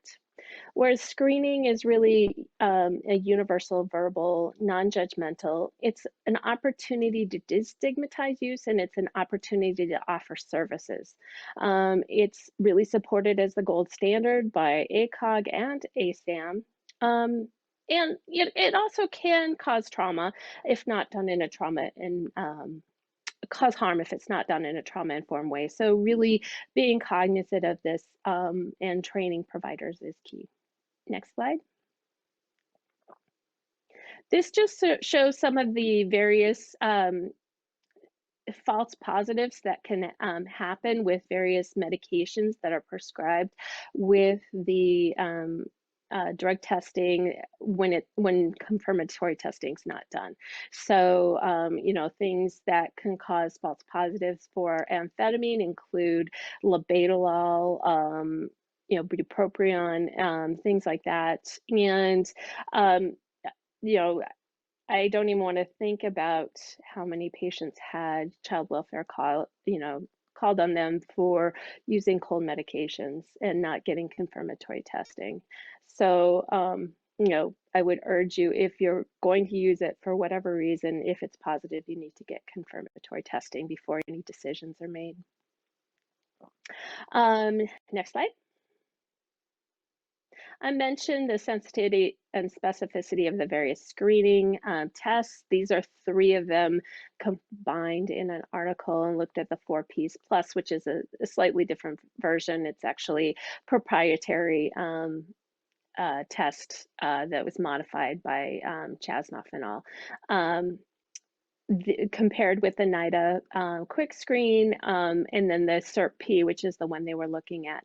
And it just talks about the sensitivity and specificity of all of the different tests. And, you can look at it and decide which one you like. Some people really like the increased sensitivity of the 4 Ps. I'm not as big a fan because it's not as specific. So, look at that and decide. And the important thing is just, when you're implementing it as a system, to be consistent and train providers what to do with follow-up results. Next slide. I've mentioned, kind of the racial justice and social justice themes that go throughout this. When you do testing, Black women are no more likely to use substances than white women, but are much more likely to get drug testing during pregnancy. Substance use is similar in race and ethnicity in the US, and Black pregnant people and their infants are more likely to have drug testing at birth. And after a positive test, Black women and their families are much more likely to have child welfare referrals and have loss of custody afterwards. So really, when you're thinking about a urine toxicology test, think about it from that lens. And we're working really hard at UCSF, both at San Francisco General and the UCSF hospitals, to revamp our drug testing protocols, because a lot of harm has been done in the past, and we're working to acknowledge that harm and move forward in a more equitable and just fashion. Next slide. So, just when you're ordering a test, think of the long-lasting ramifications of the drug testing, because this is what women think when they're getting drug tested. Are they going to take away my baby? Is the hospital going to take away my baby? And this is what they also think of when they get a social work referral and everything. So there's so much distrust in the system. And so you're working systemically to, kind of disrupt this can be so important. Next slide. So, I bring this out, the CAGE questions, because I think that's the only screening test that I was taught in medical school. Oh, do you want to cut back? You ever annoyed, guilt, eye opener thing? So I think, okay, you've got a positive screen. Now what? I'm already 15, 20 minutes behind in my clinic, and I'm, now have to address this person's substance use. So how can I do that? What techniques can I use? Next slide. So I would encourage all of you who are not familiar with motivational interviewing techniques to really look into this, because it can be life-changing as a provider, because you're no longer the expert. You are an expert, but you're no longer, talking down to patients. You are realizing that people are the expert in their own health, and really encouraging them to come up with solutions to their healthcare problems. So, motivational interviewing techniques were first described in 1990, so they've been around for 30 years. Multiple studies have been shown to their effectiveness, especially, in ER patients after an alcohol-related MVA. It's been found to be effective in decreasing alcohol use in pregnant populations and increasing tobacco abstinence rates in pregnant women also. So, very powerful techniques. Next slide. What, kind of the theory behind motivational interviewing is, approaching patients at stages of change and really identifying what stage of change they're at, realizing that change happens along a continuum, and that what we're trying to do with motivational interviewing is really nudge them along through these stages of change. So it can be applied at any of these stages. If they're pre-contemplated, they don't think they have a problem. It can be really motivating at a patient who had smoked cigarettes, and I asked her, so are you wanting to quit smoking right now? And she said, no, not at all. So completely pre-contemplative. And I just had a little brief conversation. I was like, okay if I talk about it a little bit? And she said, sure. So then, really asking permission is key. And so I asked, so what do you like about smoking? And she said, I use it to relieve stress. It helps me calm down after a busy day. I feel like it's a reward. And then I said, so what do you not like about smoking? And, she's like, well, I hate the way it makes me smell afterwards. And so all I did was reflect. So you like that it helps you relieve stress, but you really don't like it how it smells, and it's kind of costly, yeah? And she said, yeah. And then I just left it at that, finished the rest of her well woman exam. And the way out the door, she said, so is there's some way you can help me quit smoking? So I had really nudged her along just by a couple of sentences while I was doing the rest of her, her exam and things like that. So it doesn't have to take a lot of time. It doesn't have to, you're just building a relationship. You're having a conversation. Next slide. One of the keys of motivational interviewing is really realizing that ambivalence is normal. Patients want to change, they don't want to change. The status quo is comfortable, but at the same time, it has downsides. So you're really playing with that ambivalence. You're at that middle ground, and so just getting comfortable there. Next slide. And just this is a quote from Miller. It's, working with ambivalence is working with the heart of the problem. So that's your goal in motivational interviewing. Next slide. You're helping patients really reflect on the decisional balance, and this can be helpful. Sometimes if you don't have time, just have them write out what's good about using, what's not good about using, what's good about stopping, what's not so good about stopping. And then, kind of playing with that. Next slide. So the principles I said early on, really asking permission before you start, and I forgot to put that on here, but then really expressing empathy, getting to know your patients. In Hawaii, we called it talk story. So really asking open-ended questions like, what do you like about it?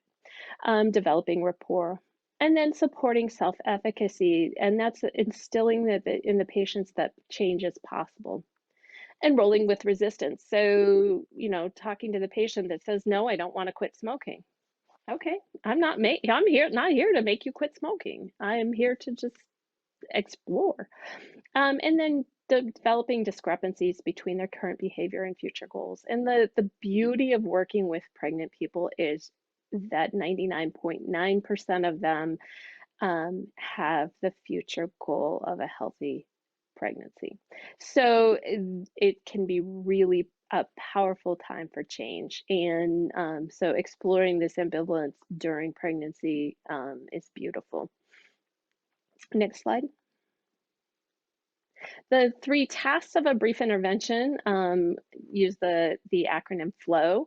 You're providing feedback. So what do you know about the risks of alcohol use during pregnancy? Or what do you know about methamphetamines during pregnancy? Really listening and understanding their reasons for use and exploring options.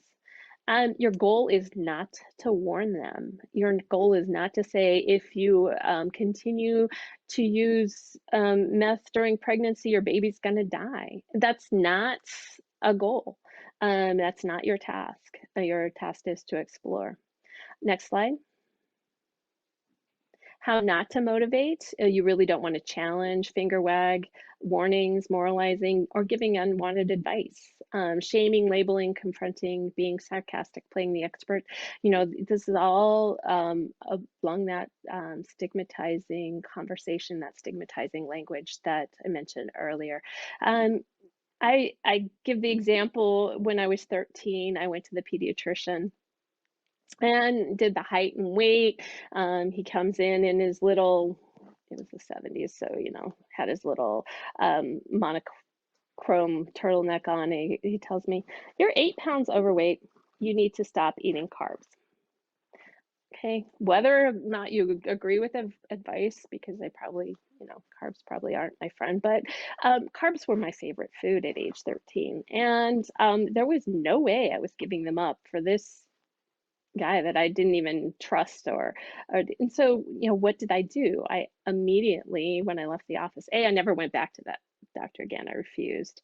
And B, I went and ate waffles. And so really just an example on how not to motivate. Next slide. So your job with feedback is just to deliver the feedback and the risk to mom and baby from her behavior. So asking permission. So what have you heard about the risks of drinking during pregnancy? And then explaining it, without overstating, but really explaining that drinking during pregnancy can cause birth defects. And we really consider no amount of drinking to be safe. So what do you make of that?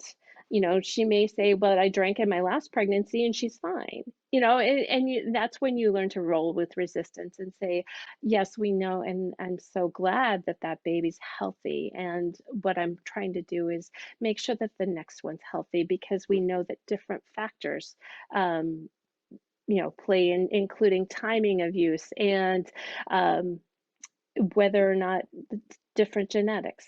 And then really let the patient decide where to go with it. Next slide. When you're rolling with resistance, as I talked to you before, are you ready to quit smoking? Note that that's a closed-ended question. So something more open-ended to ask is, so what do you think about quitting smoking, or something like that. So the patient immediately says, no, I'm not ready. So you're clearly meeting some resistance. So you can say, so it sounds like you really like smoking and not ready to quit at all. That's just an example of something you could say. And, she said, well, I wouldn't say I'm not ready to quit at all, but not right now. So when do you think it'll be a time?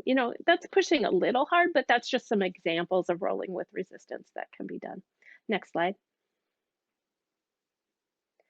So some of the parts of feedback is really finding a hook, finding what the patient themselves is most concerned with, asking about their concerns, providing non-judgmental feedback and information, and watching for signs of discomfort with the status quo or interest or ability to change. We call this change talk. So, well, I really should cut down on my carb intake. That's some change talk that I'm expressing to myself. And then really always ask the question, what role do you think that alcohol, smoking, drug use played in your problem? So if you're seeing them for high blood pressure, what role do you think alcohol played in this high blood pressure? Really letting the patient decide on that, and just really asking the question and putting that out there is helpful. Next slide. When you're rolling with resistance, just some examples of things you can say. I'm not going to push you to change anything you don't want to change. I'm not here to convince you that you're an alcoholic. If you're if you're the patient says, well, I don't have, I'm not an alcoholic. I don't have a drinking problem. I'd just like to give you some information. I'd really like to hear your thoughts about, and what you do with this information is up to you. Next slide. Some of you have had a little bit of motivational interviewing, know the rulers that we use, the importance, confidence, readiness rules. And that's really, when you bring it up on a scale of 1 to 10, how important it is for you to quit smoking.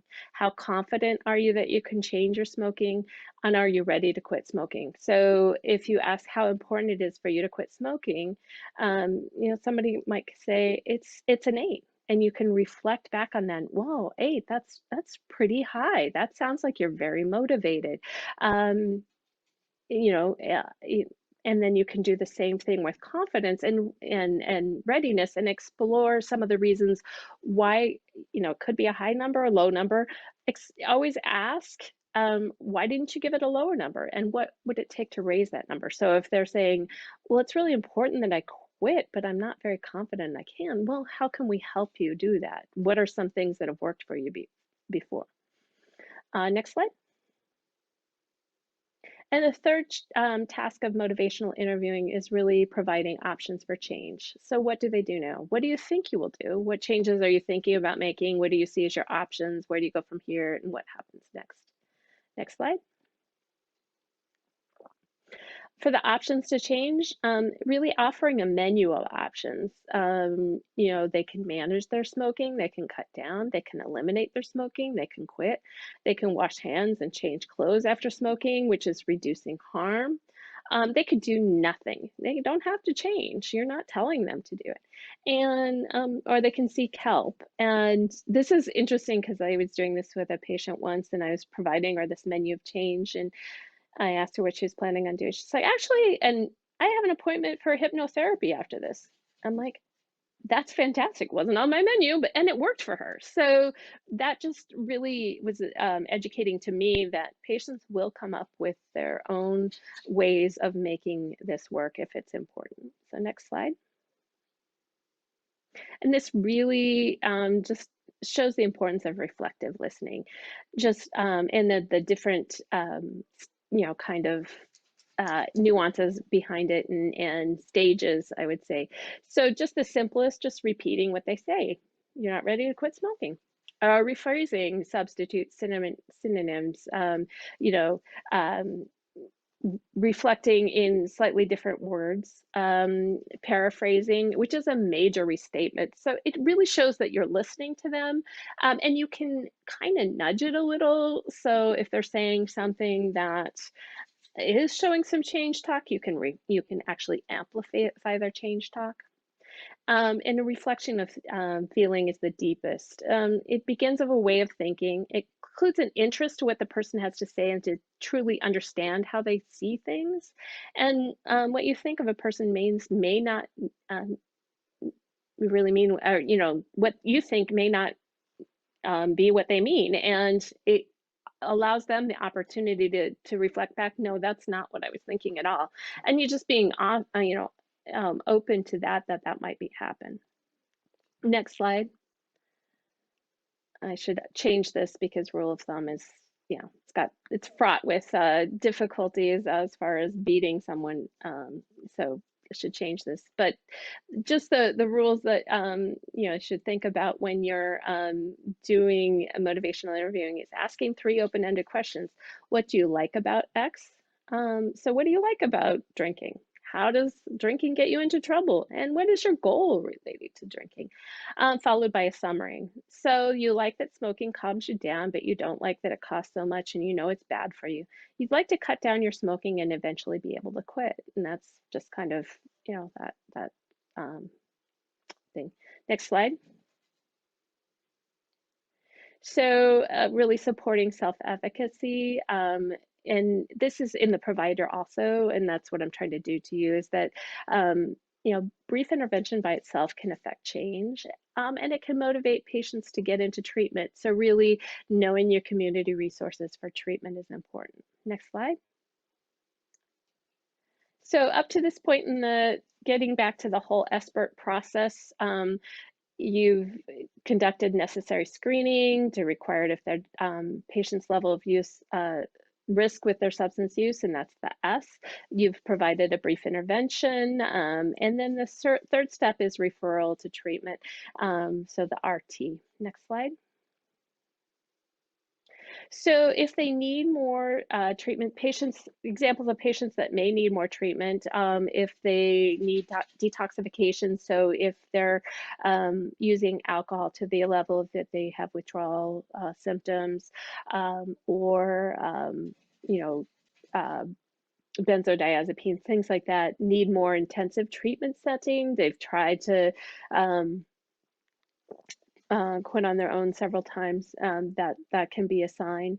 It's too severe for brief intervention. You may want further assessment. So you have a patient that's being prescribed opioids for pain relief, and you really aren't sure if they have an opioid use disorder. That's someone that you would refer for a further assessment, for example, or the patient wants more assistance to help them meet their goals. So referral to treatment is an integral component of SBIRT and really necessitates a strong collaboration between your treatment and your team and the treatment providers in the community, because a warm handoff between treatment providers is the most helpful. So really knowing your community resources, being able to call them on the phone saying, I have so-and-so here, this is who she is, and this is what I'm referring her for. That way, when it's not so scary when she walks in the door, realizing it's really scary to ask for help, and really reinforcing that when patients ask for help, applauding their any ability to change is so important. Next slide. Just to reiterate the whole a decision tree example, screening, if they're needing after brief intervention the referral to treatment, just making sure you're following up. Next slide. What does the referral process look like? Assessing the referral needs, planning the referral, helping the client access the referral services, documenting it, and really getting feedback and following up. And just reiterate, so this can be done by someone else in your setting. So if you have a MA who's strong at this, or a social worker, or anybody like that, it can be done by them, but the provider really needs to stay involved with the process. Next slide. So in conclusion, just really remembering SBIRT is a comprehensive, integrated public health approach to the delivery of early intervention and treatment services for persons with substance use disorders, as well as those who are at risk for developing these disorders. It's been shown to decrease the frequency and severity of drug and alcohol use, reduce the risk of trauma, because you're talking about harm reduction a lot in some of your options. You're increasing the percentage of patients who enter specialized substance use disorder treatment. And this process can be adapted to use in any health settings for a variety of health behaviors in diverse populations. Next slide. So some of the resources that are available for SBIRT on SAMHSA, the American Society of Addiction Medicine, American Academy of Addiction Psychiatry have good resources to teach motivational interviewing. This book on motivational interviewing in healthcare, I strongly encourage you to learn these techniques because like I said, it can be so helpful, not just for substance use, but dietary counseling, weight loss management, any healthcare behavior change. And then SBIRT Oregon has a great examples of SBIRT in action that I really like. Next slide. And I think that's it. And we just open it up for questions. This is my dog that's scratching in the background because he wants in. So thank you. Thank you so much, Dr. Wright. We now have some time for questions. As a reminder, please click on the blue engage symbol to type in your questions in the chat section. While you're typing in your questions, I'll ask the first one. Sometimes people are concerned that they'll miss cases of substance use disorder, and in particular, substance-exposed infants, if they don't do urine toxicology testing routinely. What would you say to that? I would say that it's always a balance between the possible missed cases and overdiagnosis, and you're going to have much more harm by overreaching than you are for, and we're working on this with our pediatricians and everybody else. To, if you have a strong suspicion and patient hasn't disclosed use, erring on the side of observation, providing services. I would argue that all postpartum women deserve the access to services that would help them parent safely. How do you address situations where the mother doesn't want to reach out for help because of the fear of outcomes? So you're saying if the mom doesn't want to reach out because she's afraid of being reported to child welfare? Yeah, I think that's what they mean, afraid of, DCS or legal outcomes or whatever. So really maybe being able to provide services without reporting to child welfare.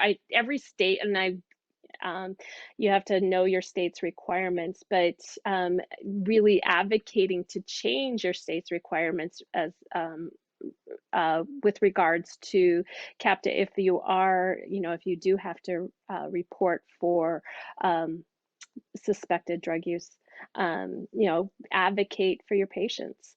Nobody's been arrested for not reporting for drug use, so that I'm aware of. So really, providing non-judgmental care and giving them the resources without reporting to CPS can be helpful.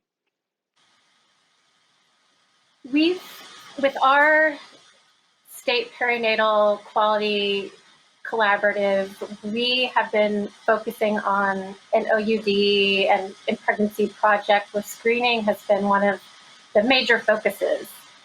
Do you have any suggestions or tips for teams that are trying to get provider buy-in for using a validated screening tool?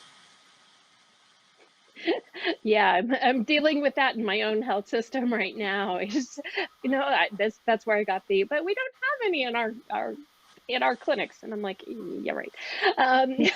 We really need to screen. Education, I think, is key, and making it, doctors it's like herding cats.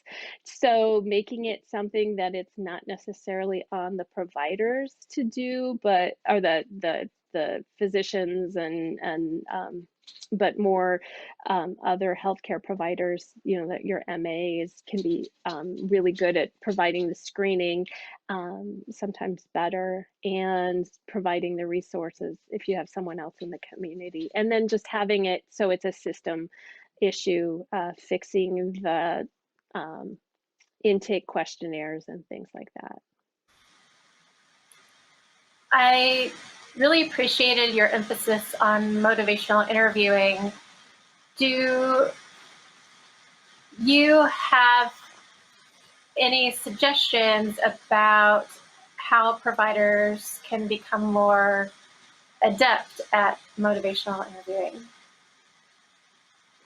Yeah, there's several classes that can be offered. The resources, there was one from ASAM, it's a half-day course. There's some online resources that are excellent, some online trainers, especially in times of COVID, which I thought was not going to work as well, but I've taken one of them and it was actually excellent. So with good teachers, it can be, you know, you can find these resources in these classes. And it takes practice. It's not natural, you know, but it's once you're more facile with it, it's very empowering. You're no longer responsible for the patient's change. Yeah, I've really found that to be true, that when I started using motivational interviewing, it felt really freeing for me as a clinician to not have almost the burden of the patient making a particular decision in that moment, and really centered the patient more and where they were at, allowed me to meet them where they were, I guess is what I'm trying to say. Yeah, exactly.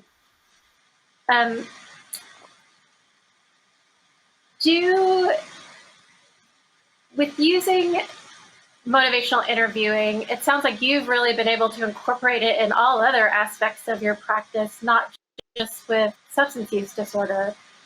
Can you tell us some examples of other parts of your care for your routine care that you use motivational interviewing? So if you have a patient who hasn't been taking medications, or their blood pressure is not under control, you know, really exploring the reasons why they're not using the medications, or, you know, is it, or diet. I find weight loss very, because it's just another behavioral change. And so really exploring, you know, what are the reasons why they are finding it hard? You know, what are things that have worked for them in the past? You know, if you'll ask about medications or you know, coming to clinic, you know, you'll find out all sorts of disparities that exist between transportation issues or childcare issues, and really helping patients come up with solutions to that and advocating for them. We got another question from the audience. Can you speak more about how UCSF hospitals are modifying screening protocols to reduce racial disparities in criminalizing moms with OUD? Excellent question. It's been a long process. Part of that is just really acknowledging the harm that's been done in the past. We've come up with, over the course of several months, a protocol that really focuses on using it as a medical tool and not, so in cases where we need the information to make medical decisions and not parenting decisions. And then what we're going to do afterwards is have community buy-in from members of the community that have been most harmed in the past, namely Black and other people of color. So, you know, it's a long process, and we don't have a final product yet. Once we do, we'll I'll be happy to share it with you. But it is definitely something that needs to be done. That anecdote that you shared about the patient who avoided getting care and ultimately died is really eye-opening, and that women do avoid getting necessary medical treatment because of fear, because of not only their fear of stigma, but for very real consequences that happen, whether with DCS or legal consequences, parole violations, that sort of thing. And what a tragedy if for someone's life to end because of that fear. I don't really have a question. It's just really, it's really. It was so heartbreaking, and it just so points out what the harms of, our carceral system and the racist war on drugs has really done to, really worsen much more than the harms of the drugs themselves, but just and the consequences of those actions. We look at higher socioeconomic classes. They have the same rates of SUD, but their harms are a lot less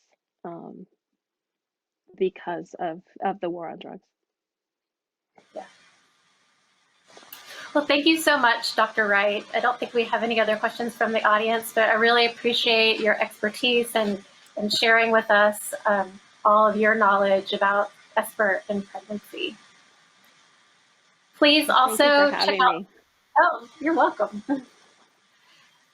Please also check out the podcast featuring Dr. Wright on the TIPQC website and in the meeting platform. We're going to pivot now to our next poster presenter.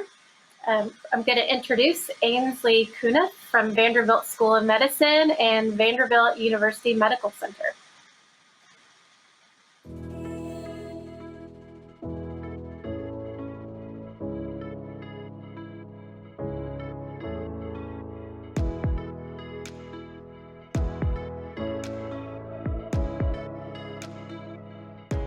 My name is Ainsley Kunith, and I will be discussing the outcomes of immediate postpartum long-acting reversible contraception complications. This research was conducted with Dr. Ivana Thompson at VUMC. Maternal mortality in the U.S. rose 26% between 2000 and 2014. Short interval pregnancies are at a particularly high risk for adverse maternal and child health outcomes. More than half of recently delivered women resumed sexual intercourse prior to their 6-week postpartum visit without adequate contraception. These data highlight a need for better contraception prior to hospital discharge after delivery. One potential solution is immediate postpartum long-acting reversible contraception, or IPP-LARC. IPP-LARC methods include the copper intrauterine device, levonorgestrel intrauterine system, and a tonogestrel implant. IPP-LARC provides patients with highly effective contraception at the time of delivery. This timing removes the need for an additional clinic visit to start contraception, and it allows patients to receive contraception before the loss of Medicaid coverage. Potential complications of IPP-LARC include increased rates of device expulsion, mispositioning, bleeding, and pain. Complications could lead to device discontinuation and unintended pregnancy. The goal of this study is to analyze VMC data to describe trends in contraceptive outcomes related to IPP-LARC complications. We searched billing records to make a list of all patients at VUMC billed for IPP-LARC in 2018 and verified that these patients had Tennessee Medicaid or were eligible for the program. We searched EMR and billing records for post-delivery visits and LARC complication ICD-10 codes within 1 year of device placement. We reviewed all patient charts who met these criteria to abstract outcome data from within 3 months of the complication. We found that out of the 277 patients receiving IPP-LARC at VUMC in 2018, only 14 patients had a documented complication within 1 year of device placement. All complications were experienced by IUD users. Patients with complications were also significantly more likely to be older, deliver by C-section, and attend a 6-week postpartum visit. IUD displacement was the most common complication. Approximately 80% of patients continued using a LARC device after their complication diagnosis, suggesting that LARC is still a highly desirable method of postpartum contraception. By understanding trends in IVP LARC complications, clinicians will be better able to counsel patients on IVP LARC use. For example, based on our finding that complications are more common among IUD users, providers should impress the importance of routine string checks and follow-ups for IVP IUD users. Future studies should explore risk factors for IVP LARC complications and their etiologies. Finally, I'd like to thank Mark Robinson for helping with data retrieval and the Vanderbilt Biostatistics Clinic for their assistance with data analysis. We also thank the TIPQC leadership and the audience for your attention and engagement.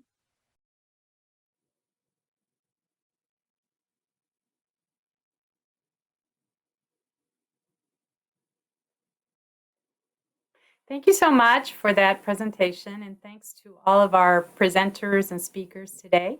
We do have time for one more poster presentation before we take our break, and we will have a break today. So I'd like to introduce Dr. Elizabeth Mirsky from the University of Tennessee in Knoxville, who will be our next poster presenter, and we'll hear from her.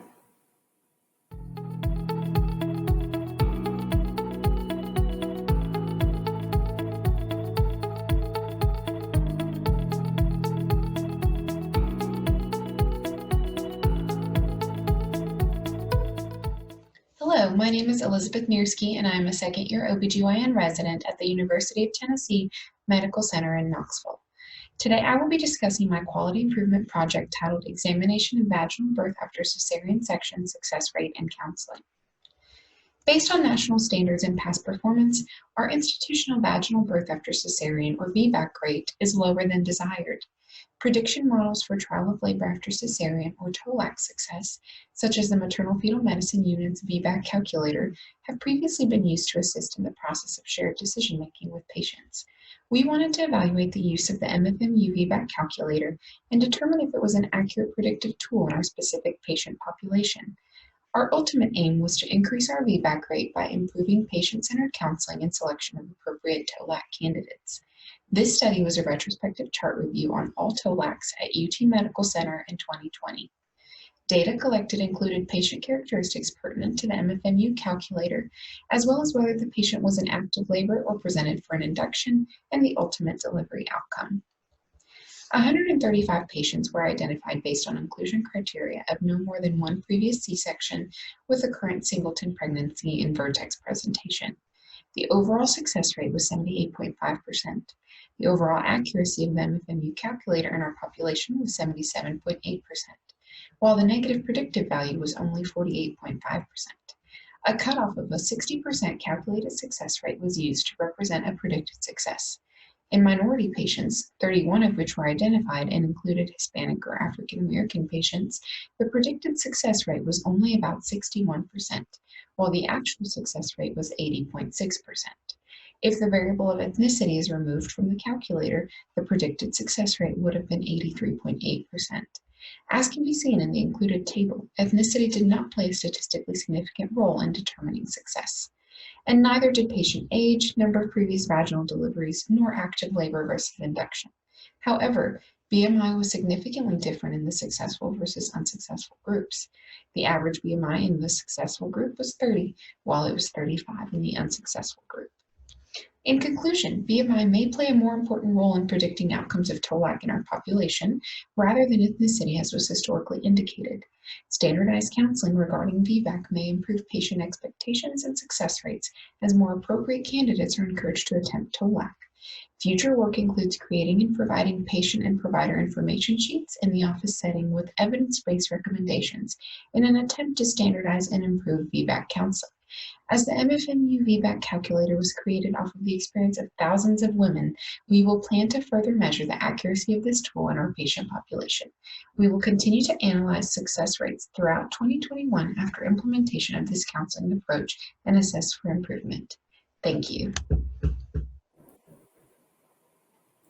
Thank you, Dr. Mirsky, and thank you to all of our poster presenters.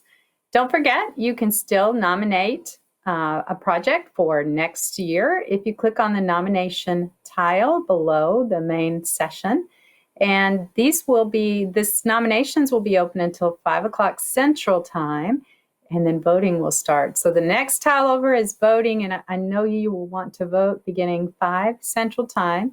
That will run until 11 a.m. Central Time tomorrow. So be sure you log back in this evening or at the close of today's workshops and vote for the projects you're interested in. Also, while you're on those tiles, please click and check out our annual report. I think you'll enjoy seeing the work that all of our teams are doing across the state and all the work that's gone on this year. We will return back to this main stage in 15 minutes to hear our final plenary session speaker, Dr. Stephen Patrick. I know you won't want to miss his talk, and then we'll have our workshops immediately following that. Hope you have a great break.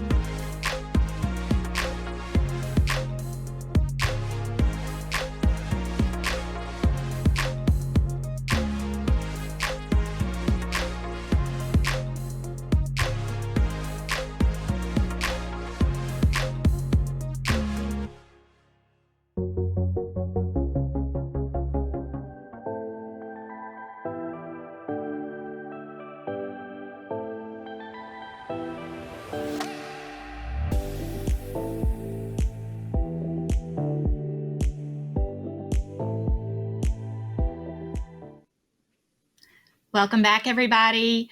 I'm glad you're all back with us. It's my honor now to introduce Dr. Stephen Patrick. Dr. Patrick is a neonatologist and the director of the Vanderbilt Center for Child Health Policy, and also the executive director for the new Firefly Project.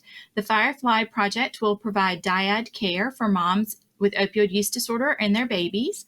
Dr. Patrick will discuss his new risk prediction tool and a few other updates about innovations in care. I'll turn it over to Dr. Patrick.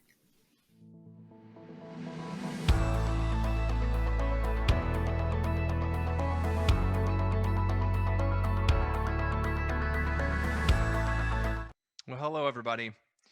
I look forward to next year when we can all be together to talk about the work that we're doing. It's one of my favorite parts of the annual TIPQC meeting. But here we are virtually, much of like what we've done over the last year. We're going to get through this together, and I look forward to talking a little bit about the work that we're doing. Today, I'm going to provide a little bit of an update from the Center for Child Health Policy and some of the work that we've been doing as a group. The first thing I'm going to do is just talk about our work on Tennessee children. And that's why this update is a bit broader than my usual just talking about pregnant women and infants affected by the opioid crisis. We talk about some of the work that we've done to try to understand how kids and families in Tennessee have been affected by COVID-19. And then we're going to talk about some of our work looking at access to treatment for opioid use disorder, an update on NAS versus NOWS, and Firefly, a program that we're launching soon. So it's going to be kind of a lot of stuff to cover in a pretty short period of time, so buckle up. The first is who we are within the Center of Child Health Policy. So we formed a couple of years ago, and our goal is to improve the well-being of children and families through research that transform public policy. We do that through care transformation, some of our clinical programs, workforce development, so training researchers for the next generation, public engagement. That's actually some of what I'm going to talk to you now, rapid polling to try to understand what's going on with families. And then ultimately, we hope positive to inform positive policy change. So the data I'm going to present to you are from the Vanderbilt Child Health Poll. This is the second year we fielded it, and for some of the responses, I'm going to be able to compare 2019 data to 2020 data. The goal of the Child Health Poll is to rapidly assess what's going on for Tennessee families. And so we do this in a way that gets data out quickly, get it back, and we release it. We don't go through the typical peer review process, in part because that takes really long. And we want to understand what's going on with Tennessee kids now so that the public knows, and ultimately so that legislators know too. The poll that I'm talking about was fielded between October 2nd and November 9th, 2020 by our partner Ipsos. It included a little more than 1,000 Tennessee parents with at least one child under the age of 18. It was we oversampled Black families. We attempted to oversample Hispanic families, but weren't able to successfully recruit enough. And then all the data I'm going to present are use survey weights. And what's important about this is that this is sampled to be representative of Tennessee kids and families. So we use census data to, it's the way the sample's drawn, so that when we talk about this, we're talking about Tennessee families with kids less than 18. So the first data piece that we measured was health insurance. Last year we measured it in 2019, and we did it again in 2020. Here's what we found. We found that 9% of Tennessee children were uninsured in 2020. That's twice the rate of 2019. And this is pretty striking because Tennessee historically has had one of the lowest rates of uninsured children in the United States. And this happened because parents lost jobs. They lost jobs, and we saw a really steep decline in privately insured children and about a 3% increase in TennCare as well during this time period. We found that about 1 in 5 parents reported a loss of TennCare or cover kids within the last 2 years. This is among people who had TennCare. You may remember that the conversations we've had before about TennCare disenrollment. We see this again. This is just pretty consistent from last year, about 1 in 5 families reporting if they were enrolled in TennCare, disenrolling in subpoint. Paperwork was the top listed reason for why children in Medicaid they reported being disenrolled. Well, how about food insecurity? We know from multiple reports, and certainly even from our practices, that this has been an issue. More than 40% of parents reported they couldn't always afford to provide good or nutritious meals. And what's striking about that, if you look into that data a little bit deeper, 1 in 10 families report that they sometimes or often couldn't afford food. That's striking. Nearly half of parents reported receiving some nutritional support, whether that's food stamps, pandemic EBT, or going to a food bank. But about a third of families who reported food insecurity weren't receiving any nutritional support. So far we have more kids that are uninsured and a good chunk that are also food insecure during this time. In 2019, we asked a whole list of mental health questions. And if you look at our website, some of our data from 2019, we report on suicide and parents' worries about talking about suicide. We provide some resources there too. This year, we compared what was the difference pre-pandemic to post-pandemic among what parents reported. And more than 1 in 5 parents were concerned that their child had undiagnosed anxiety, an 8% increase since 2019. And I think this is palpable within many of our families. This has been a stressful year for many of us. There was also a concern of undiagnosed PTSD in families that increased between 2 and 5% between the years. What's striking about this is that the diagnoses, if we combine them together, families who were more concerned about anxiety, depression, and stress were far more likely to occur in low-income households. We also asked families about education. So, this has been, for many of us who are, I'm in my home now, this sort of back and forth between in-person school and not in-person school.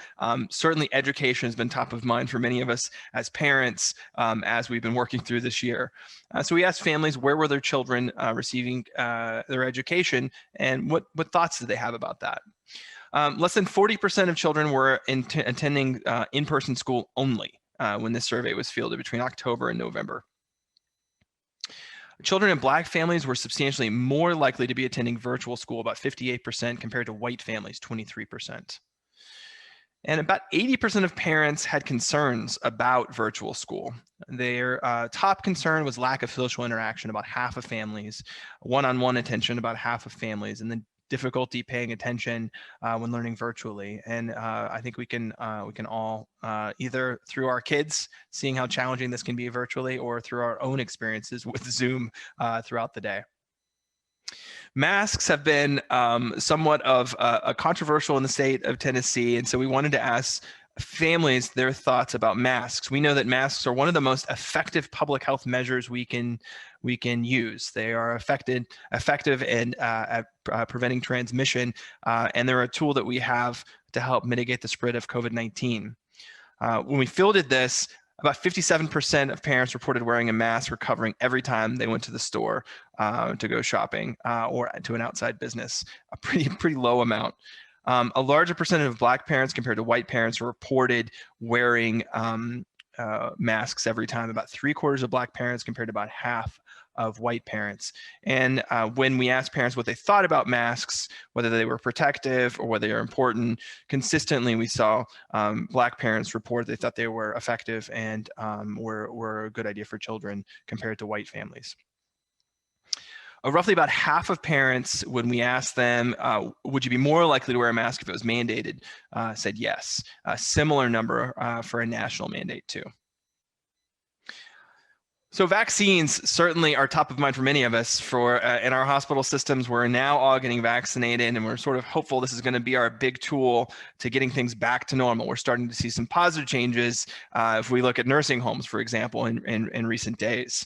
We asked parents, if a COVID-19 vaccine was developed for kids and it was approved by the FDA, so it was safe and effective, approved by the FDA, how likely are you to get it? Only about half said they were likely to get it. And we found about 60% were likely to get the flu vaccine. We're now starting to get towards the end of the flu season, but a low amount. And you can remember back to the beginning of fall, there was a lot of concern about a twin outbreak of both flu and COVID-19. Unfortunately, we really didn't see that for flu. What about trust? We know, thinking about particularly around vaccines, it's really important to develop the trust with families and to ensure that we as providers are viewed as trustworthy too. We asked parents, who do they trust about COVID-19 information? And they ranked CDC and Tennessee Department of Health top of their list. not far behind was their healthcare provider. But what's striking about this is that no person or group exceeded 40% of trust. We found a very similar amount when we asked, this is a general question about vaccines, pretty low levels of trust. I think 2020 has been a rough year in thinking about trust in our systems, and I'm hopeful that this will start to improve in the coming years.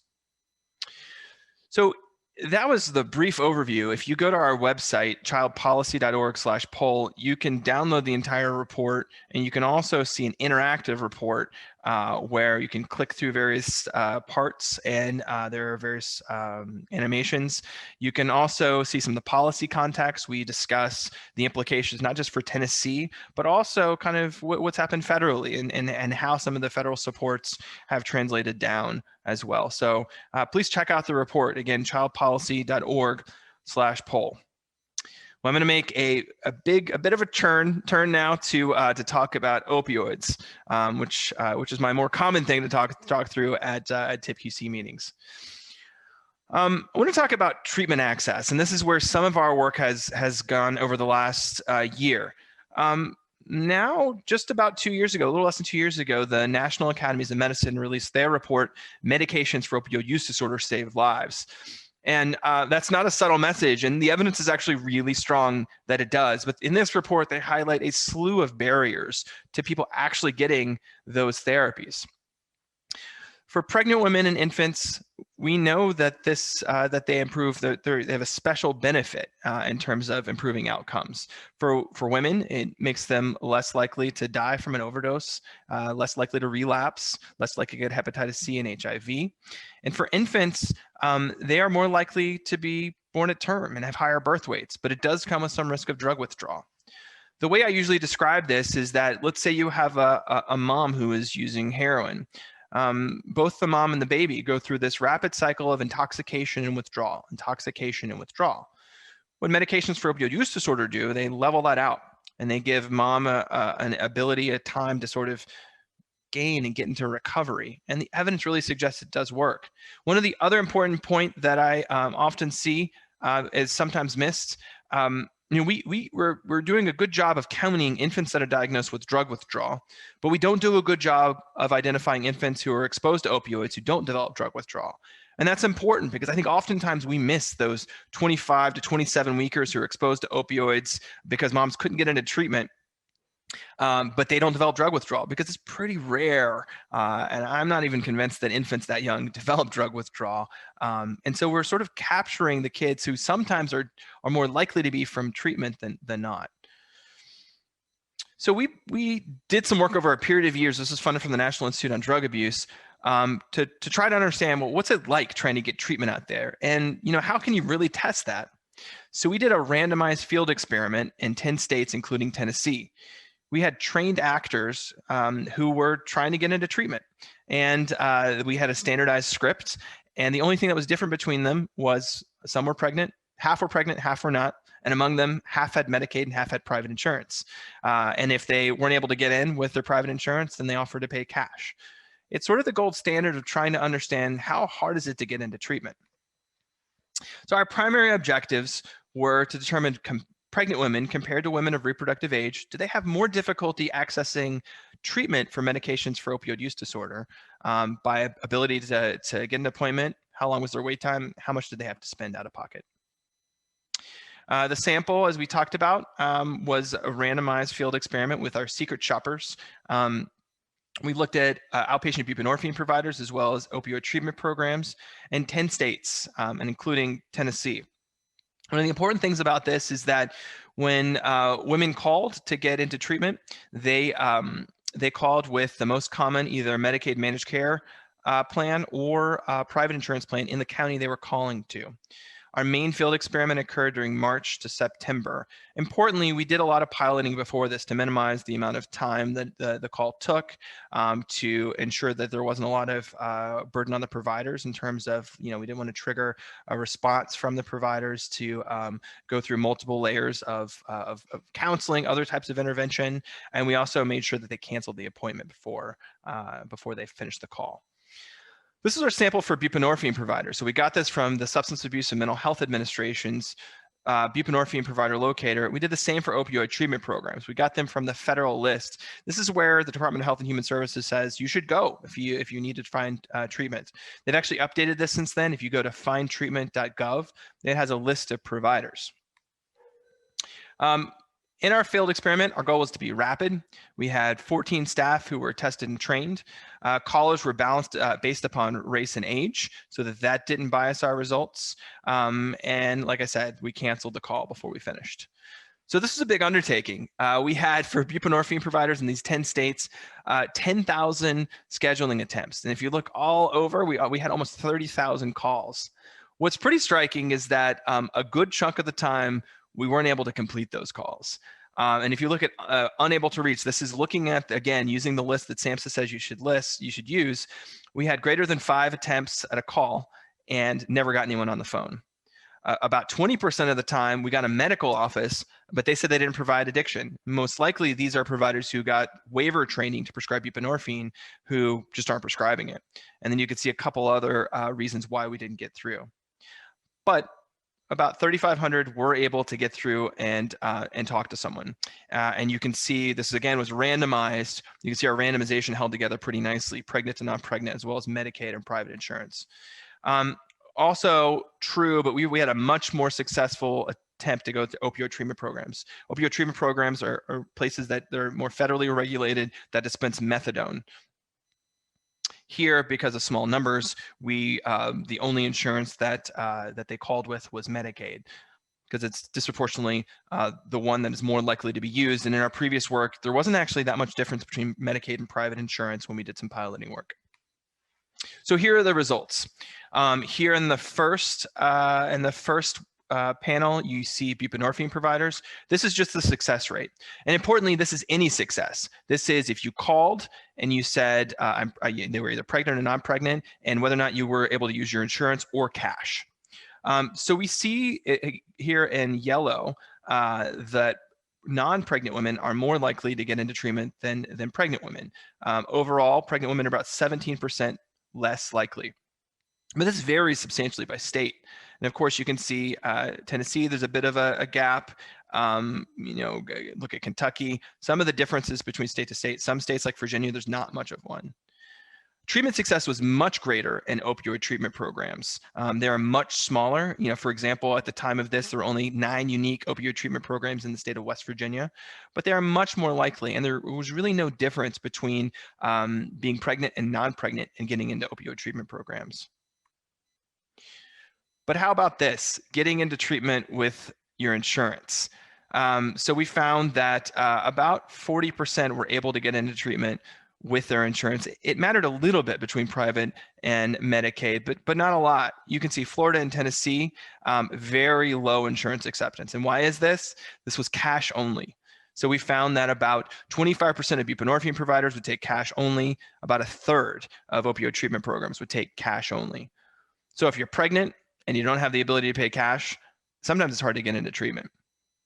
What about some of these secondary outcomes? This is wait times. Wait times were actually not that different between pregnant and non-pregnant women if they were able to get in. About 3 days, so pretty quick. And the median cost, for the first visit was pretty expensive. If you had to pay out of pocket, this is of women who said they would pay out of pocket about $250. For opioid treatment programs, the wait time is a bit less. And here we see pregnant women are able to get in quicker by about one day. And you can see the cost is much less. And of course, the structure here is different too. We also collected caller experiences, and we didn't actually set to do this, but we had a way for callers, this is the actors, to just free text their experience. And what we found was pretty striking, the way that they were treated. And this is just a couple of them. Here's some experiences. People usually don't, this is from when they called to make the appointment, this is what they were told in their interactions from mostly frontline providers, but sometimes they talk directly to physicians and nurse practitioners too. People usually don't show up for appointments because they decide they want to have one last hurrah on dope before coming. Next one is a pregnant woman. Absolutely not. We would not treat you. Whoa, we don't do that here. I'm not going to get into that mess again. Imagine hearing this if you're a pregnant woman trying to get into treatment. I was also told that if I didn't follow this protocol, I would go into convulsions and maybe and possibly kill the baby. This is in the first visit and on the phone. Oftentimes with receptionists, but again, sometimes with physicians. And the behaviors that we heard were pretty striking in this study. So we have some limitations, of course, that merit mentioning. First, the findings may not be generalizable to the whole US, but we do have data that's specific for Tennessee. It does represent about a quarter of the population. Providers can also opt out of being publicly listed, so that could bias the results. This is only female patients, so it may not be generalizable to male patients, although I think the woman with non-pregnant women may be generalizable to male patients. Calls were made at the practice level, and practice size may influence. Like if you had 10 providers, we only called 1. So accessing treatment is challenging, particularly for buprenorphine, and we need to explore policies and ways to enhance that. The government list of providers is just not accurate, and it should be audited. Cash and lack of insurance is pervasive, and so is stigma. I think we have a long way to go here. I'm also going to provide the next update. I told you we're going to like rapid fire through things. Wrap it up to an update of a study we published in January. And this is just an update of neonatal abstinence syndrome. We have data from 47 states, and this is with my colleagues at the Centers for Disease Control, at HRSA, and at ARC. So here's just a quick update. This is looking at national billing data just for the birth hospitalization. I'm not going to go deep into methods here. This is what's happened with neonatal abstinence syndrome, and this is the rate of change between 2010 and 2017.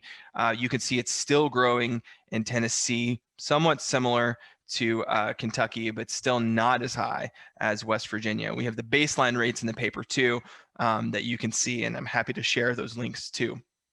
You guys have heard me sort of say those data over and over again, so I didn't want to go too deep in the weeds of the exact data.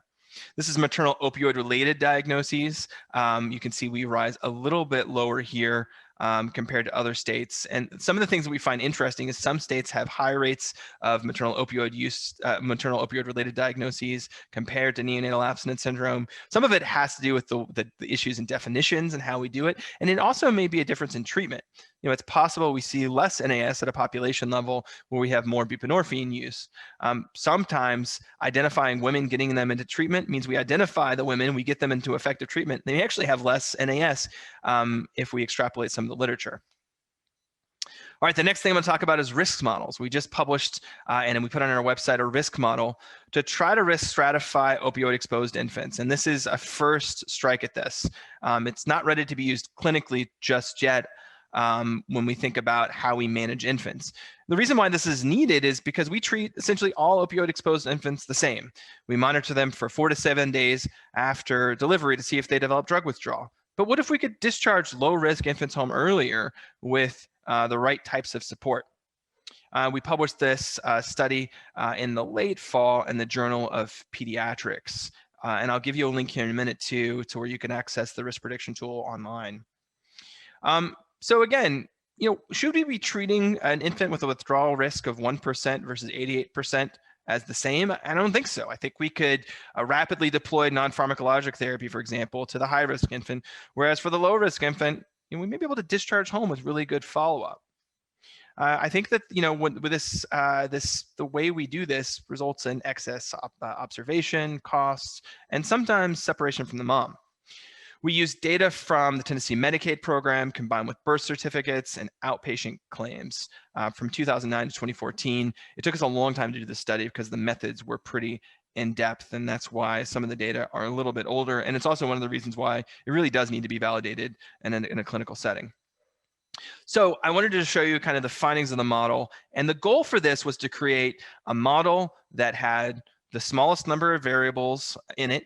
And we have two models in the paper. This is the one that is the smallest, that still performs well with data that you would have around the time of birth, so that you could look at an infant 6 hours old and say, this is your risk. So pretty similar to the literature, we find that female infants are less likely to develop withdrawal, lower birth weight, lower gestational age, are protective. Longer half-life opioids, higher risk of withdrawal. Same with benzos, gabapentin, smoking, hepatitis C, probably a risk, a proxy for injection drug use. The number of cigarettes also increase risk. So what does this look like if you apply? Let's say that you are a 22-year-old non-smoker, 14 days of an immediate release opioid like Vicodin, no benzos, gabapentin. You have a female, 2.6 kilos. Your risk is about 1.2%. Well, if you're, a 26-year-old mom, smokes a pack a day, buprenorphine for 30 days, benzodiazepines, hepatitis C, male, 3.2 kilos, 88%. So we probably should be treating these infants differently.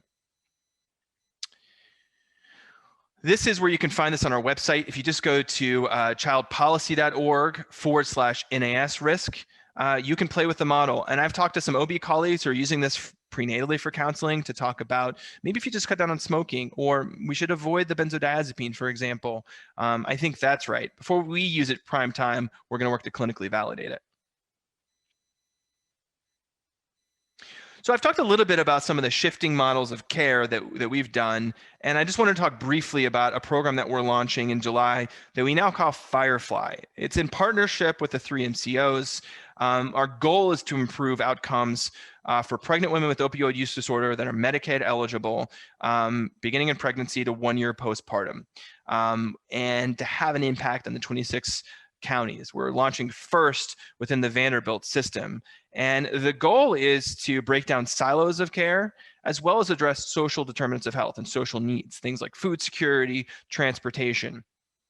So we're doing this using a peer recovery model that we have people with lived experience who walk women through the journey, again, beginning in pregnancy to 1 year postpartum. We're working to coordinate things. So how can we do things like help you with transportation, or help you fill out the right paperwork to maybe get childcare? And how can we provide better developmental services? How can we make sure things like hepatitis C testing isn't missed for infants? So this program is launching on July 1st. We're one of 10 states that are launching this model. Ours is a little bit unique because it's a deeper dive into the weeds. And then in subsequent years, we may be launching in a more rural site outside of Davidson County as well. All right, well, I'm already a fast talker, and I was tasked with kind of giving a broad overview of both the lay of the land for COVID-19 in kids, some of our recent data, as well as some of the work that we've been working on. I look forward to being with everyone next year in person for the meeting, and I hope everyone's doing well and that your families are doing well, and keep up the great work that you all are doing to improve the lives of families across the state of Tennessee. We'll talk to you all soon. Thank you, Dr. Patrick, for that wonderful, very comprehensive overview. For anybody who wants to hear more, we do have podcasts with Dr. Patrick that are available on our podcast site.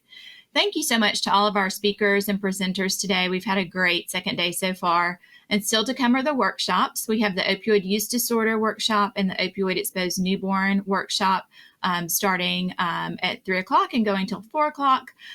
All workshops are in the workshop tiles for today, and 2 optional workshops will follow at 4 and go until 5 p.m. The Narcan training and then the Tennessee Milk Bank. So please join us for the workshop of your choice by clicking on the tile. Thank you.